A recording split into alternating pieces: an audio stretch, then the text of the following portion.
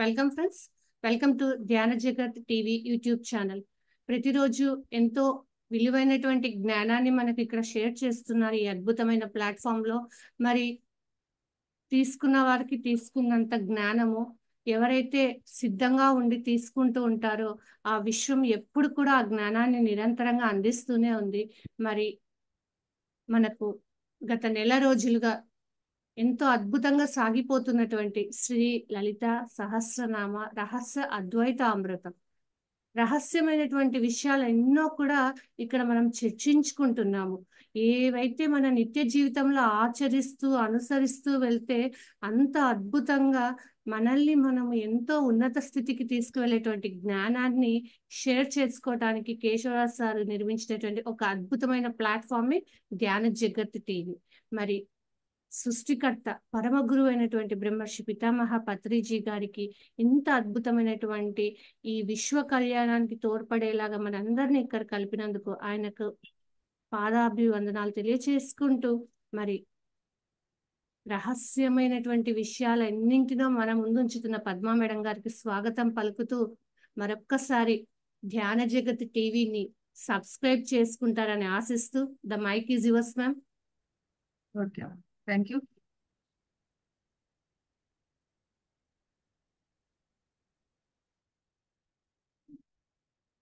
అఖండ జ్ఞాన స్వరూపుడు బ్రహ్మర్షి పితామహ పత్రిజీకి ఆత్మ ప్రణామములు, స్వర్ణమాలామ పాదపద్మములకు నమస్కారములు.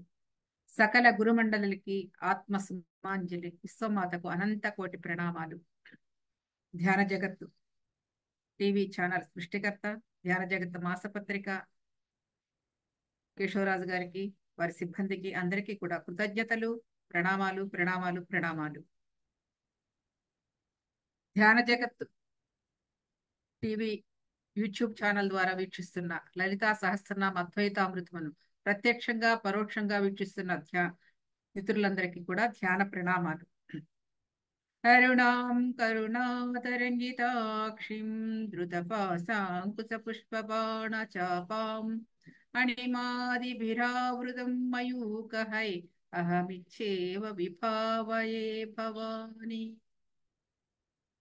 ముగురమ్మల మూలపుటమ్మ చాల పెద్దమ్మ సురారులమ్మ కడుపారడి బుచ్చినయమ్మ దన్నులో నమ్మిన వేల్పుటమ్మల మనమ్ముల ఇంటెడి మా దుర్గమ్మ కృపాబ్ది ఇచ్యుత మహత్వ కవిత్వ పటుత్వ సంపదల్. శ్రీమాత్రే నమః, శ్రీమాత్రే నమః, శ్రీమాత్రే నమః. ఓకే మాస్టర్స్, మనం మరి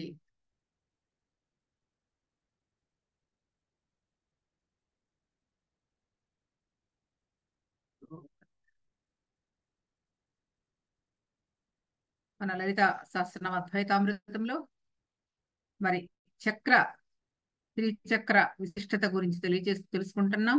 అలాగే మనం చక్రాల్లో నిన్నటి ఎపిసోడ్ లో మనం విశుద్ధి చక్ర స్థాయి గురించి మనం చక్కగా చెప్పుకున్నాం. విశుద్ధి అంటే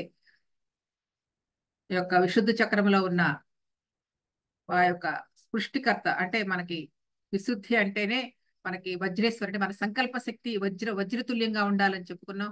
అలాగే అష్టసిద్ధులన్నీ కూడా మనలోనే ఉన్నాయని అశ్విని ఆ యొక్క వసిన్యాది దేవతలందరూ కూడా ఆ రూపేణ ఉండి మనలో పలికిస్తారని తెలుసుకున్నాం. అలాగే విశుద్ధి చక్రంలో 16 దళాలతో ఉన్న ఆ 16 దళాలను కూడా మనం ఎప్పుడైతే ఉత్తేజితం చేసుకుంటున్నావో కుండలిని శక్తి ద్వారా, తద్వారా ఆ యొక్క 16 దళాల యొక్క మనం చక్కగా వ్యక్తం చేస్తాయని, వాక్కు సిద్ధించినప్పుడు వాక్ సిద్ధిస్తుందని, ఇలా అన్ని విషయాలు మనం ఉన్నాం.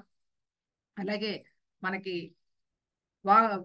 విశుద్ధి చక్రం అంటే థైరాయిడ్ గ్రంథి అని, ఆ థైరాయిడ్ గ్రంథిని కూడా చక్కగా మనం ధ్యాన సాధన ద్వారా మనం దాన్ని నిర్మూలన చేసుకోవచ్చు అని చెప్పుకున్నాం.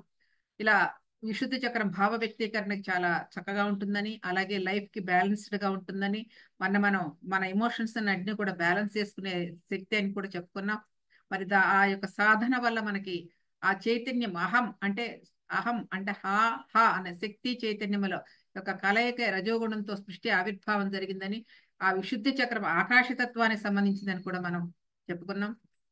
అనంత శూన్యం నుండి కూడా ఆకాశము, తర్వాత వాయువు, తర్వాత అగ్ని, తర్వాత జలము, తర్వాత భూమి అనేది ఏర్పడిందని, అలా అలా ఆ యొక్క ఆ కుండలి శక్తి విశుద్ధి చక్రములో చేరినప్పుడు, దాని మీద మనం దృష్టి పెట్టి మన సాధన చేసినప్పుడు ఆ విశుద్ధి చక్రం ఉన్న లోపల ఉన్న 16 దళాలు కూడా వికసించినప్పుడు మనం మన యొక్క అంటే సాధకుడు 16 కళలతో కూడా చక్కగా పూర్ణచంద్రుడిలాగా వికసిస్తాడని, అలాగే చెప్పుకున్న ఒక ఆనంద స్థితిని అనుభవిస్తాడని, అలాగే గరళ కంఠుని వలె ఎప్పుడైతే ఆ విషాన్ని తన గరళ కంఠంలో ఉంచుకోగలుగుతాడో, దేవతలందరూ అమృతాన్ని పానం చేస్తే మరి విషాన్ని పానం చేసినాడు మహాదేవుడు అయ్యాడు.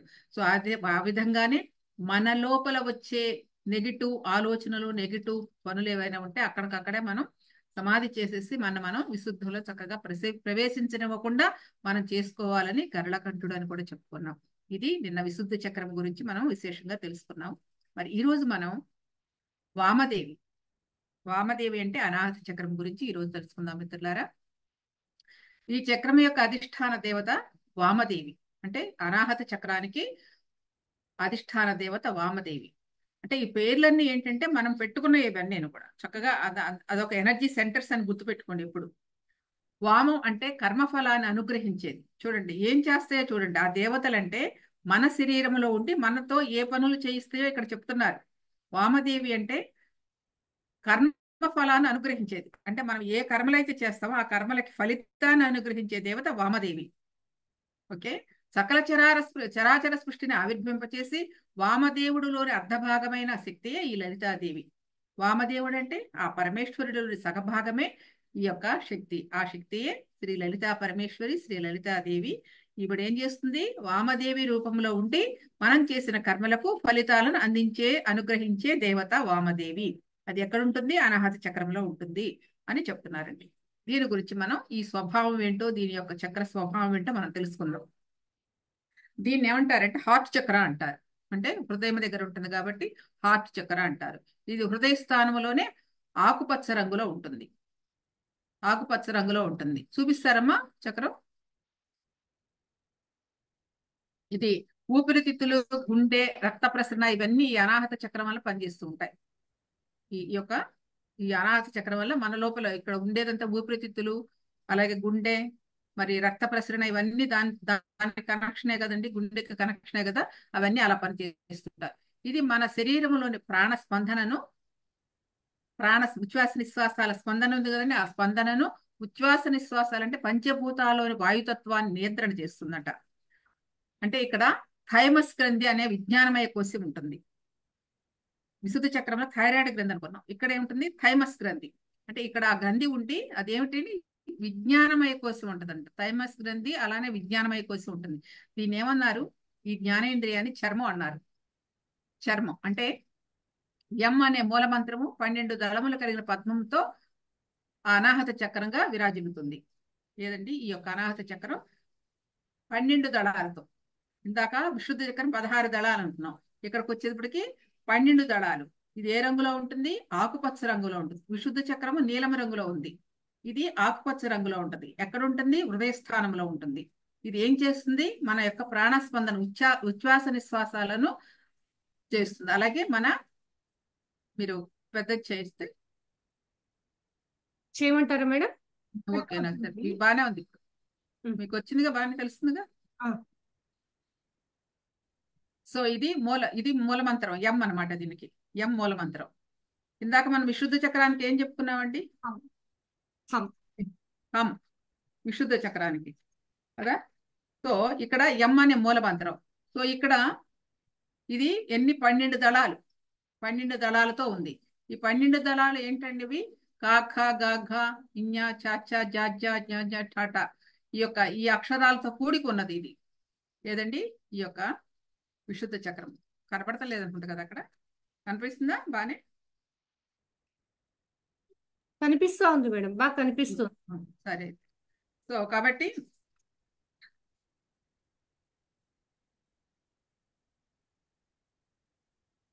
ఒక్క నిమిషం.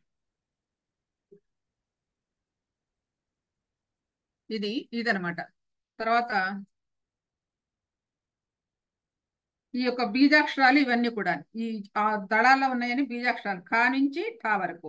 అలాగే స్వరం ఇక్కడ ఏంటంటే సప్త స్వరము మధ్యమం. ముందుగా సరి గమ సరి గ మ మధ్యమం అన్నమాట. ఇది యొక్క దీని యొక్క సప్త స్వరాల్లో. లోకము మహర్లోకము. ఇందాకేమైనా జనాలోకం అనుకున్నాం, ఇది మహర్లోకము.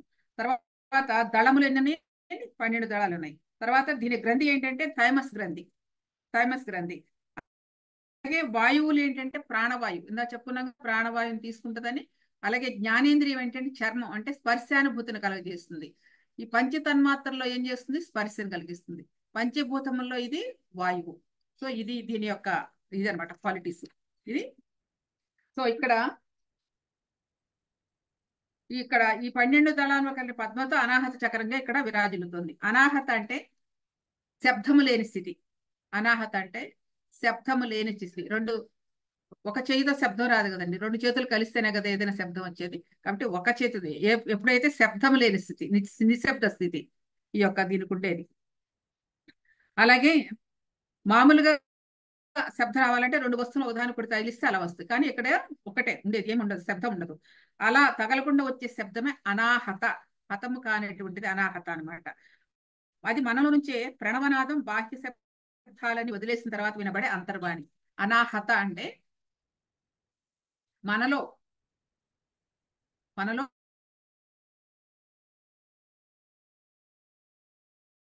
ఓంకారనాదం, ప్రణవనాదం. కానీ మనకి బాహ్య విషయాలు అవన్నీ మనకి ఆ పడిపోయి మనలో ఉన్న శబ్దాన్ని గ్రహించలేం. వాస్తవంగా చెప్పాలంటే మనలో ఆ నాదం ఎప్పుడూ ప్రణవనాదం ఉచ్చరిస్తూ లోపల జరుగుతూనే ఉంటది. ఇది ఇక్కడ ఏదో ఒక కాన్వర్జేషన్ విత్ గాడ్ అనే ఒక పుస్తకం ఉందండి. ఎప్పుడో మనకు 98లో మా పత్రిక గారు పరిచయం చేశారు మాకు. అది కాన్వర్జేషన్ విత్ గాడ్ అంటే దేవుడితో మాట్లాడటం. అంటే ఏంటి అక్కడ దేవుడితో మాట్లాడటం అంటే, పాపం మన అందరికీ ఎప్పుడు మన దగ్గర మన మాస్టర్స్ అంటే మనల్ని కాపాడే శక్తులు ఏవైతే ఉన్నాయో వాళ్ళని మాస్టర్స్ అంటారు. సో ప్రతి ఒక్కరికి ఒక మాస్టర్ ఉంటాడంట వాళ్ళ కుడి భుజం వైపు. పత్రిక చెప్పింది ఈ విషయం. చూడండి, ఒక గ్రామానికి అధిష్టానం, గ్రామంలోకి ప్రవేశించాలంటే ఒక శక్తి ఉంటుంది, అక్కడ ఒక మాస్టర్ ఉంటాడు. అంటే ఆ గ్రామం యొక్క ప్రవేశించాలంటే ఆ గ్రామంలోకి వాళ్ళ ఆజ్ఞ లేనిదో లోపలికి ప్రవేశించలేం.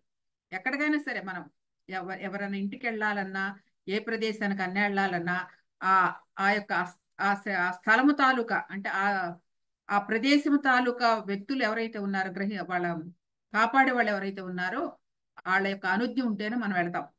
అందుకే చూడండి, గ్రామ దేవతలు ఉంటారు కదా ఊళ్ళో. గ్రామ దేవతలని ఊరు ఉంటారు, ప్రతి ఊరికి ఒక గ్రామ దేవత ఉంటుంది. అంటే ఆ గ్రామ దేవత ఆ ఊరిని కాపాడాల్సిన ఒక ఆవిడ చూసుకుంటది ఆ ఊరిని. అంటే ఇదంతా ఎక్కడ జరిగింది? మనకి పైనుంచి అంటే ఆ యొక్క ఏదండి మన శ్రీమాత శ్రీ మహారాజ్య శ్రీమత్ సింహాసనేశ్వర చిదగ్నికుండ సంభూత దేవకార్య సముద్యత అనే ఉంది కదా. దేవకార్య సముద్యత అంటే మనకు పర్సనల్ గా తీసుకుంటే మనం పుట్టిన దగ్గర నుంచి మన యొక్క ఆధ్యాత్మిక చింతనలో దైవ కార్యం చేయడానికి మన లక్ష్యం అని అనుకుంటాం. అదే విధంగా బయట భౌతిక ప్రపంచంలో కూడా ప్రతి ఒక్కదానికి ఒక రక్షణ వలయం ఉంటుంది కదండి. ఆ రక్షణ వలయాన్ని చేయడానికి ఒక్కొక్కరు ఒక్కొక్క చోట స్థాపించింది విశ్వమే. అంటే పరిపాలన యంత్రాంగాన్ని ఎక్కడెక్కడ ఉంచాలో అంతా కూడా మనకి లోక్సభ, రాజ్యసభ ఇవన్నీ ఎలా ఉంటాయి?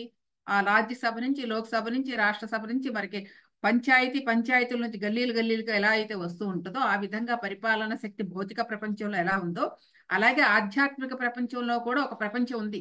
వాళ్ళందరూ ఏ ప్రదేశాల్లో ఎక్కడెక్కడ ఉండాలో ఒక విశ్వం నియమించింది.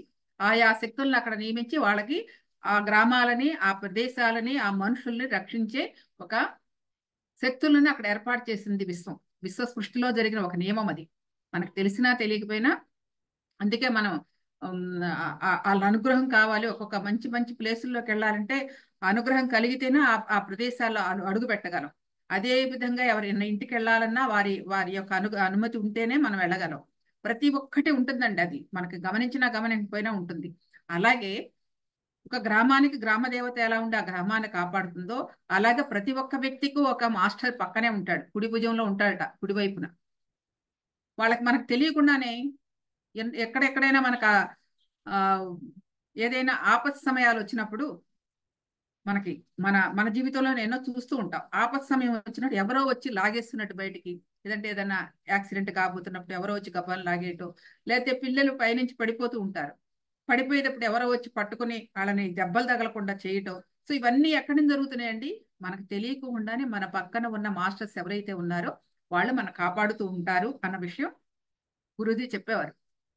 అదే విధంగా పాపం వాళ్ళు ఎప్పుడు మనతో మాట్లాడటానికి ప్రయత్నిస్తూ ఉంటారు. అంటే నేను చెప్పేది అంటే కాన్వర్జేషన్ విత్ గాడ్, అంటే దేవుడితో మాట్లాడటం. ఇలా రక్షణ చేస్తూనే మనకి ఏదైనా అవసరం అయితే వాళ్ళ సంభాషణ ఇవ్వటానికి, వాళ్ళు మనతో సంభాషించడానికి కూడా సిద్ధంగానే ఉంటారు. కానీ మనం మాత్రం ఆ సంభాషణ వినే తీరిక మనకు లేదు. ఎందుకు తీరిక లేదు? మన విషయాలు, మన ఇంద్రియాలన్నీ బాహ్యం వైపు వెళ్ళిపోతాయి. ఇవన్నీ కూడా మన ఇంద్రియాలు భౌతిక ప్రపంచంతో చుట్టూ తిరుగుతూ భౌతిక వలయంలోనే మనం చుట్టూ ఉంటాం కాబట్టి అతని మాటలు మనకు వినపడం. అందుకని ఎప్పుడైతే నువ్వు మనసు శూన్యం చేసుకుంటావో, ఎప్పుడైతే నువ్వు మనసు నిశ్చలత్వం పొందుతావో, ఎప్పుడైతే నిర్మలత్వం పొందుతావో అప్పుడు నీలోని అనాహత నాదాన్ని వినగలవు. అప్పుడు దేవుడితో మాట్లాడటానికి కూడా అవకాశం ఉంటుంది. అందుకని అప్పుడప్పుడు మనకి ఏదో వినిపిస్తూ ఉంటాయి.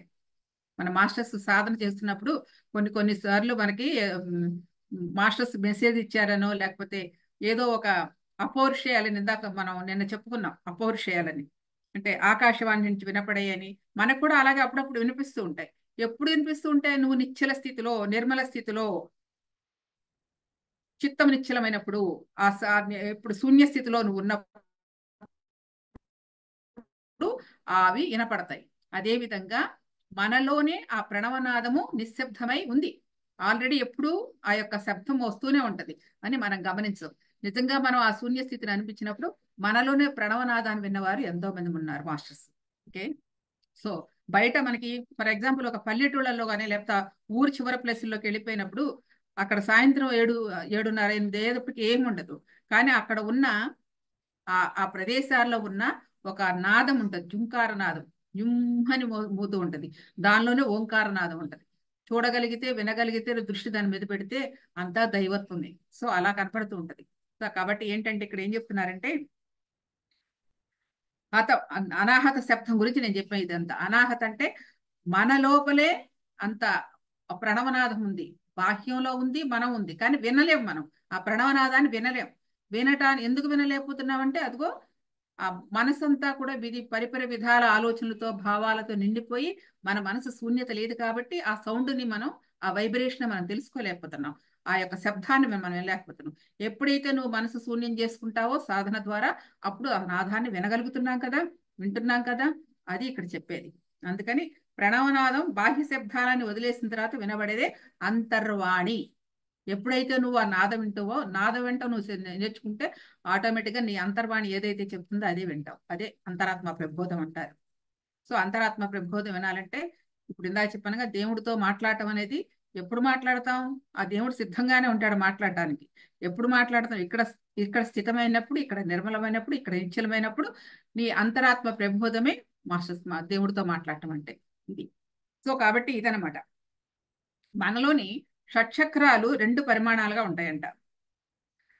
లేదండి, మనలోని షట్చక్రాలు 2 పరిమాణాలుగా ఉంటాయంట. ఏం చెప్తున్నారంటే, క్రింద చక్రాలైన మణిపూరక, స్వాదిష్టాన, మూలాధార కేంద్రాలు, మణిపూరక, స్వాదిష్టాన, మూలాధార నాభి నుంచి కిందకు ఉన్నాయి ఏంటంటే భూమాత లక్షణాలతో, అంటే భూమి యొక్క తత్వంతో శరీరాన్ని స్థిరంగా ఉంచుతాయి. ఏరండి ఈ 3 ఏవండి? మణి, పూరక, తర్వాత స్వాదిష్టాన, మూలాధారము భూతత్వంతో సంబంధించి మనల్ని ఆ శరీరాన్ని స్థిరంగా ఉంచడానికి ఉపయోగపడతాయి.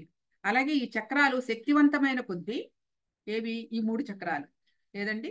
మూలాధార, స్వాదిష్టాన, మణిపూరక బాగా శక్తివంతమైన కొద్దీ మన స్వభావం మరింత మరింత భూతత్వంగా మారి ప్రాపంచిక విషయాలలో ఎక్కువగా ఉంటాం. ఎందుకంటే ఇవన్నీ భూతత్వానికి స్థాపితమై ఉన్నాయి కదా, భూతత్వంతో అనుసంధానమై ఉన్నాయి కదా, మూలాధారం, స్వాదిష్టానం, మణిపూరక. అందుకని మనం వాటి మీద ఉన్న, ఎప్పుడైతే వాటిని బాగా ప్రేరణ చేసుకుంటామో, ఎప్పుడైతే దాని యొక్క శక్తి పెరుగుతూ ఉంటుందో, సో అవి భూతత్వంగా మారి ప్రాపంచిక విషయాలు ఎక్కువగా ఉంటాం. ఈ 3 కూడా ఇందాక నేను 5 చక్రాలు చెప్పాను. భూమిని నిన్నటి ఎపిసోడ్లో మా మూలాధారం నుంచి విశుద్ధ చక్రం వరకు ఈ పంచభూతాలతో అనుసంధానం, భూమితో అనుసంధానమై ఉంటాయి కాబట్టి భూమి ఆకర్షణ శక్తితో ఉంటామని చెప్పాం కదా. ఇక్కడ కొంత ఎగ్జాంప్షన్ ఇస్తున్నారు. అంటే పైన అనాహత చక్రం వదిలేసి కింద 3 చక్రాల్లో ఉన్నవాడు కూడా ఎక్కువ భూమాతతో కనెక్ట్ అయి ఉంటారు కాబట్టి ఎక్కువగా ప్రాపంచిక విషయాల్లో ఓలలాడుతూ ఉంటారు, ప్రాపంచిక విషయాలకు ఆకర్షణ కలిగి ఉంటారని చెప్తున్నారు ఇక్కడ. ఇక పై చక్రాలైన విశుద్ధ, ఆజ్ఞ, సహస్రార అంటే విశుద్ధి చక్రము, ఆజ్ఞా, సహస్రార కేంద్రాలు ఏముంది ఊర్ధముఖంగా భూమి ఆకర్షణకి. విశుద్ధి, ఆజ్ఞ, సహస్రారం అనేది ఇవి భూమి ఆకర్షణ దాటి ఆ యొక్క విశ్వాకర్షణకి, లేదంటే భూమి ఆకర్షణ దూరంగా ఉంటాయి, లేకపోతే విశ్వాకర్షణకి దగ్గరగా ఉంటాయి అని అనమన్నారు. ఏవండి? ఆజ్ఞ, విశుద్ధి, ఆజ్ఞ, సహస్రారం. మరి ఈ 3 పైన, ఈ 3 కింద. కింద 3 మణిపూరక, స్వాదిష్టాన, మూలాధార, భూతత్వానికి అనుసంధానం అయ్యి భూమి ఆకర్షణ శక్తి లోనవుతున్నాయి. అలాగే విశుద్ధి, ఆజ్ఞ, సహస్రార ఆ 3 ఆ యొక్క ఆకాశతత్వానికి లేకపోతే విశ్వశక్తికి ఆకర్షితులై అవి మూర్ధముఖంగా ప్రయాణం చేస్తున్నాయి. మరి మధ్యలో మిగిలింది ఏంటండి? అనాహత చక్రం. సో కాబట్టి ఈ పైన 3 చక్రాలు విశ్వాకర్షణ శక్తితో ఉంటాయి. అనాహత ఈ రెండింటికి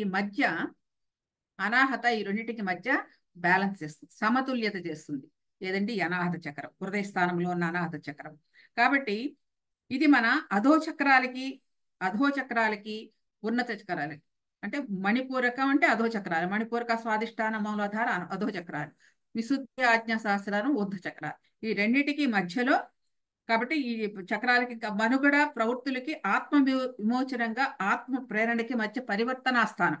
అంటే ఇక్కడ మార్పు జరగడానికి అవకాశం ఉంటుంది. ఎక్కడండి? ఈ యొక్క అనాహత చక్రంలో కిందటికి పై ఆటికి కూడా ఒక మధ్య బ్యాలెన్స్ చేస్తూ ఇక్కడ తన యొక్క స్వభావాలను మార్చుకోవడానికి కూడా ఎక్కువగా ఉంటుంది అనమాట. అంటే పరివర్తనా స్థానం, తను తాను పరివర్తన చేసుకోవడానికి కూడా ఎక్కువగా ఈ చక్రంలో జరుగుతుంది అని చెప్తున్నారు. అంటే ఆత్మ విమోచనకి, అంతఃప్రేరణకి. ఆత్మ విమోచనం అంటే ఆ బంధాల నుంచి విమోచనం పొందడానికి, మళ్ళా అంతఃప్రేరణకి నీలోని అంతర్యామి తత్వాన్ని తెలుసుకోవడానికి, అంతర్యామితో సంభాషించడానికి, అంతరాత్మ బ్రహ్మను వినడానికి ఈ యొక్క బ్యాలెన్స్ అనేది, ఈ యొక్క అనాహత చక్రం అనేది బాగా పనిచేస్తుందని చెప్తున్నారు. ఈ చక్రం ప్రేమ, భావోద్వేగాల కేంద్రం.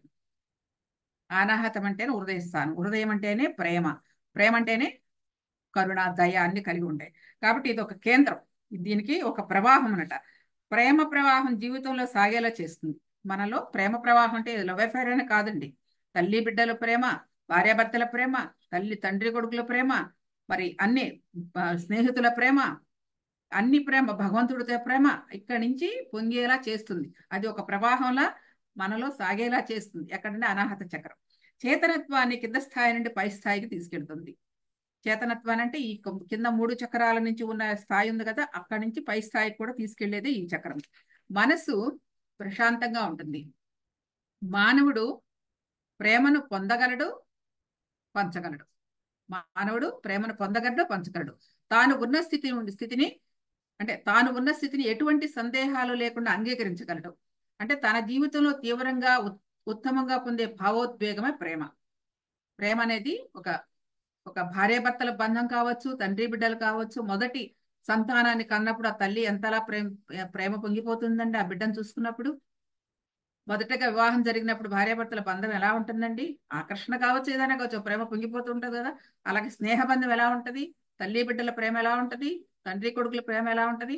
అదొక భావోద్వేగాలతో వ్యక్తపరిచే కేంద్రము అనాహత కేంద్రము. ఇవన్నీ కూడా మన జీవితంలో ప్రధాన పాత్ర పోషిస్తూ ఉంటాయి కదా. ఒక్కొక్క సమయంలో తల్లి అయినప్పుడు బాగానే పోషిస్తాం, అలాగే మంచి స్నేహితులు దొరికినప్పుడు బాగా పొంగిపోతూ ఉంటాం, అలాగే వివాహం అయినప్పుడు. ఇలాంటివన్నీ కూడా మన జీవితంలో ఒక మరచిపోలేని భావోద్వేగ ప్రేమలు అలాంటి ఉంటాయి, తీవ్రంగా ఉంటాయి అలాంటి. కాబట్టి ఇది జరిగేది. అలాగే అనాహత చక్రం బలహీనమైనప్పుడు, అంటే అది గతి తప్పినప్పుడు ఎలా ఉంటుందో కూడా చెప్తున్నారు. ఇదంతా బాగున్నప్పుడు అనాహత చక్రంలో సంపూర్ణంగా 14 దళాలతో కూడిన ఆ యొక్క 14 దళాలతో ఉన్న ఆ యొక్క కేంద్రాలన్నీ కూడా చక్కగా వికసించినప్పుడు ఈ కోణాలతో ఉంటుంది. అది గనక బలహీనమైనప్పుడు, అనాహత చక్రం బలహీనమైనప్పుడు శరీరపరంగా గుండెకి సంబంధించిన వ్యాధులు వస్తాయి. అంటే దానికి సంథింగ్ దానికి ఉన్న. అలాగే ఈ చక్రం సమతుల్యత కోల్పోతే మానవులు తమకు తాముగా తృప్తి పడలేరు. అసలే తృప్తి చెందేదే అక్కడ, కానీ అక్కడ మరి బ్యాలెన్స్ చెప్తే సాటిస్ఫాక్షన్ రాదు. ఆ ప్రేమ పొందలేరు కదా, అందుకని అక్కడ తృప్తి ఉండదు ఆ హృదయ స్థానంలో. హృదయమే కదండి కేంద్రం, కాబట్టి అక్కడ ఏం అనిపించదు అట్లా. తమకు తాముగా తృప్తి పడలేరు. అలాగే తమ స్థితి మీద తమకే తెలియని ఒక చిరాకు, అసహనము, కోపం కూడా వస్తాయి. ఏదో సంథింగ్ పొందలేని ఒక రకమైన అసౌకర్యానికి, అసహనానికి కూడా ఫీల్ అవుతూ ఉంటారట. అలాగే వ్యవస్థ మీద కూడా నమ్మకం తగ్గిపోతుంది. అంటే చుట్టూ ఉన్న సమాజం మీద కూడా ఒక రకమైన నిరుత్సాహము, స్తబ్దత అనేది ఏర్పడుతూ ఉంటుంది. తాము చేపట్టిన ఏ పనిలో కూడా వెంటనే ఫలితం కనిపించకపోవడం, లేదా నిరుత్సాహపడి ఏ పనిని సక్రమంగా పూర్తి చేయలేరు కూడా. ఏంటంటే ఈ హృదయ స్థానంలో ఈ చక్ర బ్యాలెన్స్ లేనప్పుడు పనులు కూడా సరిగ్గా పూర్తి చేయలేరు. దీని వలన ఆత్మస్థైర్యాన్ని కోల్పోతారు, గుండె చాలా బలహీనపడుతుంది, కార్యాకరణ సంబంధం గురించి విచక్షణ జ్ఞానాన్ని కూడా కోల్పోతారు. లేదండి ఈ అనాహత చక్రం బ్యాలెన్స్ తప్పినప్పుడు. బాగున్నప్పుడు ఇందా చెప్పుకున్న విషయాలు అన్ని కూడా. సో ఈ విధంగా జరుగుతుందని చెప్తున్నారు అనమాట. అంటే మనలో జరిగే అప్పుడప్పుడు మనకు వచ్చే ఆ భావోద్వేగాలు కావచ్చు, లేకపోతే ఒక్కొక్కసారి నిరుత్సాహపడిపోవడం, ఇవన్నీ మన జీవితంలో కూడా అప్పుడప్పుడు వస్తూ ఉంటాయి. అంటే ఎక్కడో సంథింగ్ అక్కడ బ్యాలెన్స్ తప్పుతుందని మనకు అర్థం చేసుకుని ఆ బ్యాలెన్స్ మళ్ళా సరి చేసుకోవాలన్నమాట. ఇవన్నీ ఎందుకు తెలుసుకుంటున్నావు? ఎక్కడైతే గది తప్పుతుందో, ఎక్కడైతే సరిగ్గా పని చేయడం లేదనుకుంటే మనకు ఆ చక్రంలో ఏదో లోటు ఉందన్న విషయం మనకు అర్థమవుతుంది ఇప్పుడు దీన్ని తెలుసుకుంటే దాన్ని బట్టి. కాబట్టి అక్కడ మన మన యొక్క జ్ఞానం తెలిసినప్పుడు ఆ కేంద్రాన్ని మనం సుస్థిరపరచుకోవాలి. ఎలాగా? సాధనతో, ధ్యాన సాధనతో అక్కడ ఎనర్జీని మనం మళ్ళా ఫుల్ఫిల్ చేస్తే మళ్ళీ యాక్టివేట్ అవుతాయి. సో అంటే బలహీనపడినప్పుడు ఎలా ఉంటాయి, శక్తితో కూడుకున్నప్పుడు ఎలా ఉంటాయి అనేది కూడా ఇక్కడ ఇస్తున్నారు. సో ఈ విధంగా జరిగినాయి అనమాట. అలాగే సాధనా ప్రభావం, ఈ చక్రం పైన సాధన చేస్తే ఎలా ఉంటుందో చెప్తున్నారు. ఈ సాధనతో ఈ చక్రం శక్తివంతమై మనలో ఉన్న ఆ 12 దళాలు వికసించినప్పుడు, చుట్టూ ఉన్న 12 దళాలు నుంచి టా వరకు ఉన్నాయి కదండి, ఆ యొక్క బీజాక్షరాలను వికసించినప్పుడు నా నుంచి మన అనే స్థాయికి పెరుగుతాం. అంటే నేను నాది అనేది ఉంటది కదా, అలా కాకుండా నా అనేది పోయి మనము అంత వి అని అంటారు, ఐ కాకుండా వి అని అంటాం అనమాట. సో ఆ విధంగా పెరుగుతాం. అనాహతం యొక్క సహజ గుణం మాతృత్వ భావన, ప్రేమే కదండి. అందుకని మాతృత్వ భావన, సంబంధ బాంధవ్యాలు, ప్రేమ అన్ని ఎక్కడి నుంచో మొదలవుతాయి. ఎక్కడి నుంచి? అనాహత చక్రం నుంచి. మన చుట్టూ ఉన్న వాతావరణాన్ని, ఇతరులు చూసే దృక్పథం మారుతుంది. అంటే మనకి ఆ లోపల ఆ 16 దళాలు వికసించినప్పుడు మనలో ఆ ప్రేమ పొంగు పొర్లుతుంది. అదే విధంగా చుట్టూ ఉన్న చూసే విధానం కూడా, మన దృక్పథం కూడా మారుతుంది, చూసే స్వభావం మారుతుంది, ఇతరులు చూసే దృక్పథం కూడా మారుతుంది. ఎలా అంటే పాజిటివ్గా చూస్తాం. ఇదివరకు ఏ మనిషిని చూస్తే అంటే ఆ లోపాలు కనపడతాయి, ఇప్పుడు అలా కనపడదు. రాను రాను మన అనాహత చక్రం పరిపూర్ణమైన కొద్దీ ప్రతి ఒక్కరిలో అక్కడ ప్రేమతత్వాన్ని చూస్తాం, ఆ దైవత్వాన్ని చూస్తాం అనమాట. సో ఆ విధంగా పరిపూర్ణం అవుతున్నప్పుడు ఆ విధంగా మన దృక్పథం కూడా మారిపోతుంది, దృష్టి మారిపోతుంది. దృష్టిని బట్టే, చూసే చూపుని బట్టే దృష్టి ఉంటుంది అంటారు కదా. కాబట్టి మనం ఏదైతే అనుకుంటాం అది అక్కడే కనపడుతుంది. నీకు ఇక్కడ బాగా ఫుల్ఫిల్ అయింది అనుకోండి, ఇక్కడ బాగా నీ అనాథ చక్రం ఫుల్ఫిల్ గా ప్రేమతత్వంతో నిండి ఉందనుకోండి, ఎదురుగున్న వాళ్ళందరూ కూడా ప్రేమగానే కనపడతారు. ఇక్కడ ఏదో అసంతృప్తి, ఏదో అసౌకర్యము, ఏదంటే నిరాశ, నిస్పృహలతో ఉన్నాం అనుకోండి, ఎదురుగా ఉండడం కూడా అలాగే కనపడుతుంది. సో ఇది దాని యొక్క రిఫ్లెక్షన్స్ అనమాట. కాబట్టి అందరినీ ఎటువంటి షరతులు లేకుండా, అడ్డంకులు లేకుండా ఆస్వాదించగలం. ఎప్పుడండి? ఆ 16 దళాలు వికసించి ఆ యొక్క పరిపూర్ణమైన ప్రేమతత్వాన్ని అనాహత చక్రంలో నింపుకోగలిగినప్పుడు అన్నిటినీ ఆస్వాదించగలం. అన్నిటినీ ఏది అడ్డు చెప్పకోకుండా అన్నిటినీ ఆస్వాదించగలం. పత్రిక ఏం చెప్తున్నారు మనకి? అన్నిటినీ ఎస్ ఎస్ ఎస్ అనమంటారు కదా. 2వ సూత్రాలు 13 సూత్రాలు ఇచ్చారు, తర్వాత సెకండ్ 18 సూత్రాల తర్వాత 13 సూత్రాలు కూడా ఇచ్చారు కదా. అందులో మొట్టమొదటిది ఎస్. నీకు నచ్చినా నచ్చకపోయినా ఎస్ అని కొట్టమంటారు, ఆ తర్వాత సంగతి తర్వాత. సో కాబట్టి అన్నిటినీ అంగీకరించే, ఆస్వాదించే గుణం ఏర్పడుతుంది. అలాగే విపరీతమైన భావ ప్రేరణ కూడా కలుగుతుంది. అంటే ఆ హృదయం పొంగిపోయినప్పుడు ఆ ఎనర్జీస్ బాగా ఫుల్ఫిల్ అయినప్పుడు ఆ హృదయం, అంటే కరుణారసం అంటారు కదా, కరుణ అలా పొంగి పొరుతూ ఉంటుంది అనమాట. అలాగే స్వార్థం తగ్గిపోతుంది, మంచి మనస్తత్వం వస్తుంది, నిర్మాణాత్మకమైన ఆలోచనలు చేస్తూ ఉంటారు. అంటే ఏ పని చేసినా పర్ఫెక్ట్ గా ఉంటుంది అనమాట. అలాగే పవిత్రమైన కరుణ, దయ, ప్రేమ అన్ని కలిగి ఉంటాయని ఈ యొక్క సాధన చేసిన, అంటే ఆ అనాహత చక్రం మీద సాధన చేసినప్పుడు కలిగే ప్రభావం అంతా ఇలా ఉంటుందని చెప్తున్నారు. అలాగే గుణాలు ఎలా ఉంటాయి చెప్తున్నారు ఇక్కడ. ఈ అనాహత చక్రం యొక్క గుణాలు చెప్తున్నారు. ఈ చక్రం సమతుల్యత కోసం ప్రేమను ఇచ్చిపుచ్చుకోవడం మొదలు పెట్టాలి. ఇది బ్యాలెన్స్ చేయాలంటే నువ్వు ఇస్తూ ఉండాలి, పొందుతూ ఉండాలి. ఆటోమేటిక్ నువ్వు ఇచ్చినప్పుడు పొందబడతావు, అంతే. అది ఇది పంచింది పెంచబడుతుంది అని అంటారు కదా. సో నువ్వు ఏదైతే ఇస్తావో అది నీకు రిఫ్లెక్ట్ అవుతుంది. అలాగే జీవితంలో ఎదురైన ప్రతి చిన్న అనుభవము, పొందిన ప్రతి సహకారానికి ధన్యవాదం చెప్పాలి. అంటే నువ్వు ఎవరి దగ్గర నుంచి ఏమైనా తీసుకున్నా, ఏదైనా ఫలితం పొందినా దానికి కృతజ్ఞతాభావం తెలియజేయాలంటున్నారు. అవతల వారిని గుర్తుపెట్టుకోవడం ప్రారంభిస్తే ప్రేమ మొదలవుతుంది. చూడండి, ఏదైనా సహాయం చేస్తే ఇక్కడ ఒక మంచి మాట చెప్తాను. పత్రి గారు ధ్యానం నేర్చుకుంది ఒక ఆయన దగ్గర, చెన్నారెడ్డి గారని. ఆయన కర్నూలులో ఉంటారు. ఆయన ఆయన ఫ్రెండే. ఆయన దగ్గర నుంచి ఫస్ట్ మెడిటేషన్ నేర్చుకున్నారు. ఆయన ఎప్పుడు మనకి ఏ క్లాసులో అయినా సరే ఆయన పేరు చెప్తారు. ఆయన దగ్గర తెలుసుకున్నానని చెప్తారు. అంటే అది కృతజ్ఞత. అంటే ఎక్కడి నుంచి నువ్వు పొందావో అది మర్చిపోకూడదు ఎప్పుడు కూడా. అది ఆయన అప్పటి నుంచి ఇప్పటికీ కూడా ఏనాడు ఆయన మరవరు. ఆయన చక్కగా ఉన్నారు ఇప్పటికి కూడా. ఆయన మొన్న మధ్య వెళ్ళారో ఉన్నది తెలియదు నాకు. మొత్తానికి ఆయన ఒక పుస్తకం కూడా రాశారు. మన భద్రీజీని మెచ్చుకుంటూ కూడా రాశారని నేను ఆయన దగ్గర నుంచి నేర్చుకున్నారు. ఆయన్ని ఎప్పుడు కూడా నేను పలానా ఆయన దగ్గర నుంచి నేను ఆ ధ్యానం నేర్చుకున్నారు. ఆయనే మరణం లేని మీరు పుస్తకం ఇచ్చింది కూడా ఆయనకి. ఆ మరణం లేని మీరు పుస్తకం అంటే యూ ఫర్ ఎవర్ అనే పుస్తకం, ఇంగ్లీష్ పుస్తకం ఇస్తే అది చదివి దాని తర్వాతే సార్కి జ్ఞానోదయం అయ్యి తర్వాతనే జ్ఞానం గురించి అంతా తెలుసుకున్నారు. తను ఎందుకు వచ్చారో భూమి మీద కన్నది. సో ఎవరైతే పరిచయం చేశారో, ఎవరి దగ్గర నుంచి అయితే ఏదైనా పొందామో అది ఎప్పటికీ జీవితంలో మర్చిపోకూడదని ఆయన జీవితంలో మేము కనుక్కున్న విషయం. అంటే ఎప్పుడు మనకు ఎవరైనా ధ్యానం నేర్పారనుకోండి, ఆ వ్యక్తిని మనం ఫస్ట్ గురువుగానే భావించాలి.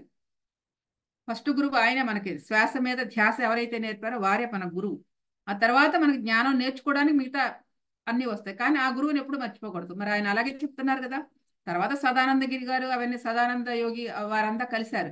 కానీ ఇప్పటికీ ఆయన ఎందుకు చెప్తున్నారంటే ఎవరి దగ్గర నుంచి నేర్చుకున్నారు అది ఆ కృతజ్ఞత తెలియచేయటం అనేది ప్రాథమిక కర్తవ్యం, లక్ష్యం కూడా మానవుడికి. కాబట్టి అది గుర్తుపెట్టుకుని ఎప్పుడైతే నువ్వు ప్రారంభిస్తావో అక్కడ నీకు ప్రేమ మొదలవుతుంది. పాయింట్ అది. అంటే ఎప్పుడైతే నువ్వు గుర్తుపెట్టుకుని అతని కృతజ్ఞతాభావంతో తెలుసుకుంటున్నావో నీకు అక్కడ ప్రేమ అనేది మొదలవుతుంది. అక్కడ ఏ స్వార్థము లేదు. నిరాటంకంగా ఆ ప్రేమ అనేది నీకు సాగుతుందని చెప్తున్నారు. నిరంతర ధ్యాన సాధన ద్వారా, స్వాధ్యాయం ద్వారా, సజ్జన సాంగత్యం ద్వారా ప్రేమతత్వాన్ని పెంచుకుంటూ ఈ చక్రాన్ని బలపరచుకోవాలి. ఎంతగా కృతజ్ఞత వ్యక్తీకరిస్తే అంతగా ప్రేమను ఆకట్టుకోగలం. చాలా అద్భుతంగా చెప్తున్నారు కదండి. అంటే మనం ఎంత వ్యక్తీకరిస్తే అంత ప్రేమ మనం పొందుతాం. మన ప్రేమను పంచం, మనం మంచి మాటలు మాట్లాడడం, కానీ ఇతరుల వాళ్ళ దగ్గర నుంచి రావాలనుకుంటే ఎలా వస్తుంది చెప్పండి. ఇక్కడ ఇది ఈ చిటుకులు ఈ చిన్న చిన్న కిటుకులు తెలుసుకోకుండా మనం ఏంటంటే ఎదురు దగ్గర నుంచి రావాలని కోరుకుంటాం. మనం ఇవ్వటం చేత కాదు, ఇతరుల దగ్గర నుంచి రావాలని కోరుకుంటాం. మనం ఎలా కోరుకుంటున్నాం వాళ్ళు కూడా అలాగే కోరుకుంటారు కదా. ఆ చిన్న ఫార్ములా తెలిస్తే మనకి జీవితాలు బాగుపడతాయి. కానీ ఇక్కడ అదే చెప్తున్నారు చక్కగా. కాబట్టి ఎంతగా కృతజ్ఞత వ్యక్తీకరిస్తే అంతగా ప్రేమను ఆకట్టుకోగలవు. పెంపుడు జంతువులు ప్రేమగా పెంచడం కూడా ప్రేమ శక్తిని పెంచుకోవడానికి తోడ్పడుతుంది. అంటే ఇప్పుడు పెట్స్ని పెంచుతారు కదండి, వాటి చాలా ఎంత బాగా చూసుకుంటారు. ఇప్పుడు పిల్లల కంటే అయ్యే గొప్పగా ఉన్నాయి. పిల్లలను నడిపిస్తాడు, కుక్కర్లు ఎత్తుకుంటున్నారు కదా. సో ఆ విధంగా మరి అంటే ఆ విధంగా ప్రేమను వ్యక్తం చేస్తున్నారు. ఆ జీవులతో అనుసంధానం చేసుకుంటూ సంబంధ బాంధవ్యాలు పెంచుకుంటూ చక్కగా ప్రేమను వ్యక్తం చేస్తున్నారు. బాగుంది.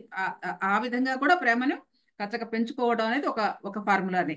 సో అట్లా జీవరాశిని ప్రేమించాలి కూడా కదా. అది ఆ విధంగా చెప్తున్నారన్నమాట. కాబట్టి ఎంతగా వ్యక్తీకరిస్తే అంతగా మనం పొందగలం. నీ ప్రేమను ఎలా బయట వ్యక్తం చేయగలవో వ్యక్తం చేయడం కూడా ఒక కళే. అదేం తక్కువైన విషయం కాదండి. మంచిగా మాట్లాడటం ఒక కళ. నీ భావాలను వ్యక్తం చేయటం ఒక కళ. నీ ప్రేమను వ్యక్తం చేయటం ఒక కళ. ప్రతిదీ కళేనండి. అది కళ అంటే అది ఎక్కడి నుంచి వస్తుందంటే వారి వారి పూర్వజన్మ సంస్కారాలను బట్టి ఉంటుంది. సంస్కారాలని బట్టి ఉన్నా లేకపోయినా ఈ ఈ యొక్క సమాజంలో మనం బతుకుతున్నాం కాబట్టి చూసేనే నేర్చుకోవచ్చు కొన్ని కొన్ని విషయాలు. పత్రికను చూసి ఎన్నో నేర్చుకుంటున్నాం. ఆయన చూపు ఎంత కరుణారసంతో ఉంటది. ఆయన మాట ఒక్కొక్కసారి చాలా కష్టంగానే అనిపిస్తుంది. తిడుతూ ఉంటారు, కొడుతూ ఉంటారు. చూడంగానే భయం అనిపిస్తుంది. కానీ ఆయనలో ఉన్న కరుణా సముద్రం ఎవరో తెలుస్తుంది, చూసేవాడికి తెలుస్తుంది. ఎందుకు చేస్తున్నారు అనేది మన తర్వాత విషయం. సో అది ఆ గురువుల యొక్క చేష్టలు మనకు అర్థమయ్యేవి కావు. కాబట్టి మనం ప్రతిదాన్ని వ్యక్తం చేసేది ఒక కళ. ప్రతిదీ ఏదైనా సరే, మాట కావచ్చు, చేత కావచ్చు, చూపు కావచ్చు, అది ఒక కళ. సో ఇది నేర్చుకోవాలి మనం. ఇది ఎక్కడ పుడతాయి అంటే అనాహత చక్రంలోనే వస్తాయి. అంటే అక్కడ ప్రేమకు సంకేతం. దాన్ని ఇక్కడి నుంచే హృదయ స్థానం నుంచే ఉద్భవిస్తాయి ఇవి.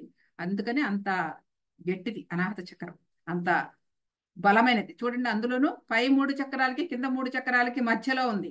బ్యాలెన్స్ చేస్తుంది పైన మూడిటి కింద మూడిటిని, కింద అధో చక్రాల్ని పైన ఉన్న ఊర్ధ్వ చక్రాలని మూడిటిని చక్కగా బ్యాలెన్స్ చేస్తుంది మధ్యలో ఉండి. ఇది అనాహత చక్రం యొక్క తత్వం. ఓకే, మరి ఇక్కడ గుణాలు ఏంటో చెప్తున్నారు.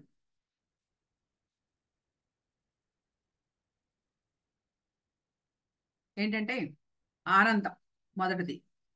ఆనందం అంటే జాయ్. ఇలా ఉన్నాయి, 12 గుణాలు ఉన్నాయి దీనికి. అది ఏంటో తెలుసుకుందాం. ఆనందం శరీరానికి కలిగేది సుఖమైతే మనసుకు కలిగేది సంతోషం. శరీరానికి కలిగేది సుఖం, మనసుకు కలిగేది సంతోషం. శరీరానికి సుఖం ఏంటండి? చక్కటి కుర్చీలో కూర్చున్నాం అనుకోండి, చక్కగా తిండి వేసుకుని మెత్తగా హాయిగా కూర్చోవచ్చు. శరీరానికి సుఖం కావాలంటే ఏసీ వేసుకుని హాయిగా కూర్చోవచ్చు. ఫ్యాన్ కావాలి, ఏసీ కావాలి అంటే కంఫర్టబుల్ గా ఉండేది సుఖం. అలాగే సంతోషం కలిగించేది, మనసుకి సంతోషం కలిగించేది మంచి మంచి మాటలు మనకి ఏదైతే ఆనందాన్ని ఇస్తాయో అది. ఆనందం అనేది ఆత్మకు సంబంధించింది, సంతోషం అనేది మనసుకు సంబంధించింది. కానీ ఆనందం అనేది లోపల హృదయం నుంచి వస్తుంది. హృదయం నుంచి వస్తుంది. అదే శాశ్వతమైన ఆనందం. అంటే మన లోపల నుంచి ఎప్పుడైతే వస్తుందో ఆ ఆనందాన్ని శాశ్వతమైన ఆనందం. పైన మనం ఈ సుఖాలు లేకపోతే లేకపోతే ఈ సంతోషాలన్నీ ఇవి శాశ్వతమైన కాదు. ఈ రోజు కాసేపు బాగానే ఉంటుంది సంతోషం. ఇక్కడ మంచి మంచి అందరితో కలిసి కబుర్లు చెప్పుకోవడం, లేదంటే ఏదైనా ఒక అకేషన్ చేసామనుకోండి, ఒక ఈవెంట్ చేసామనుకోండి, చాలా బాగుందని ఆనందంగా సంతోషంగా అనిపిస్తుంది. కానీ అది శాశ్వతం కాదు కదా. ఒక ఫర్ ఎగ్జాంపుల్ మనం పూజ చేస్తున్నామండి, ఇంతవరకు రోజుల్లో పూజ చేసేవాళ్ళం కదా. చేసినప్పుడు ఎంత ఆనందంగా ఉంటాం, ఎంత ఎంత అంటే ఆనందం అంటే అది మనకు ఆనందం అనిపిస్తుంది. అంటే ఆ కాసేపు కూడా ఆ ఆ దేవుడు మందిరం అలంకరించడం, ఆ స్తోత్రాలు చదవటం, వాటిల్లో ఒక రకమైన ఆనందాన్ని సంతోషాన్ని పొందాం కదా. కానీ అది శాశ్వతంగా ఉంటుందా? ఆ కాసేపే ఉంటుంది. ఆ గంట అరగంట మనం పూజ చేసినప్పుడు ఉంటాం, తర్వాత యువతలకు రాగానే మళ్ళీ మామూలు అయిపోతాం. కానీ అలా కాదే ఇక్కడ. ఆనందం ఎక్కడ? మీరు ఇప్పుడు ధ్యానం చేస్తున్నాము, ధ్యానం చేస్తున్నప్పుడు ఏం జరుగుతుంది? ఈ సుఖ సంతోషాల కంటే అతీతమైనది ఏదో ఒక ఆనందం దొరుకుతుంది. అది ఏంటి? ఒక అలౌకికమైన ఆనందం. ఎప్పుడో ఒకప్పుడు మనం మన గంటలోనే ఎప్పుడు కూర్చున్నా ఒక రకమైన ఒక్క నిమిషం పాటే ఉంటుందో అర నిమిషం ఉంటుందో తెలియదండి అది. ఆ అర నిమిషం పొందే ఆనందం ఎంతైతే ఉందో ఆ ఆనందం మొత్తం ఆ రోజంతటికి ఆనందాన్ని ఇస్తుంది. అది అసలైన ఆనందం, అది శాశ్వత ఆనందం, అది హృదయం నుంచి వచ్చేది. బయట అన్ని ఇప్పుడు కాసేపు ఉంటే కాసేపు పోయాయి. కానీ లోపల నుంచి వచ్చే హృదయం ఆనందం ఏదైతే ఉందో అది శాశ్వతమైన ఆనందం. ఆ శాశ్వతమైన ఆనందం ఏదో రుచి తెలిసింది కాబట్టే మనకి రోజు ధ్యానం చేస్తాం. దాని రోజు కుదిరినా కుదరకపోయినా ఆ రోజు ధ్యానం చేయకపోతే ఎందుకు చేయలేదని అనుకుంటాం. ఎందుకంటే మనకు తెలిసినా తెలియపోయినా ఎక్కడో పొందుతున్నాం అది ఆనందం.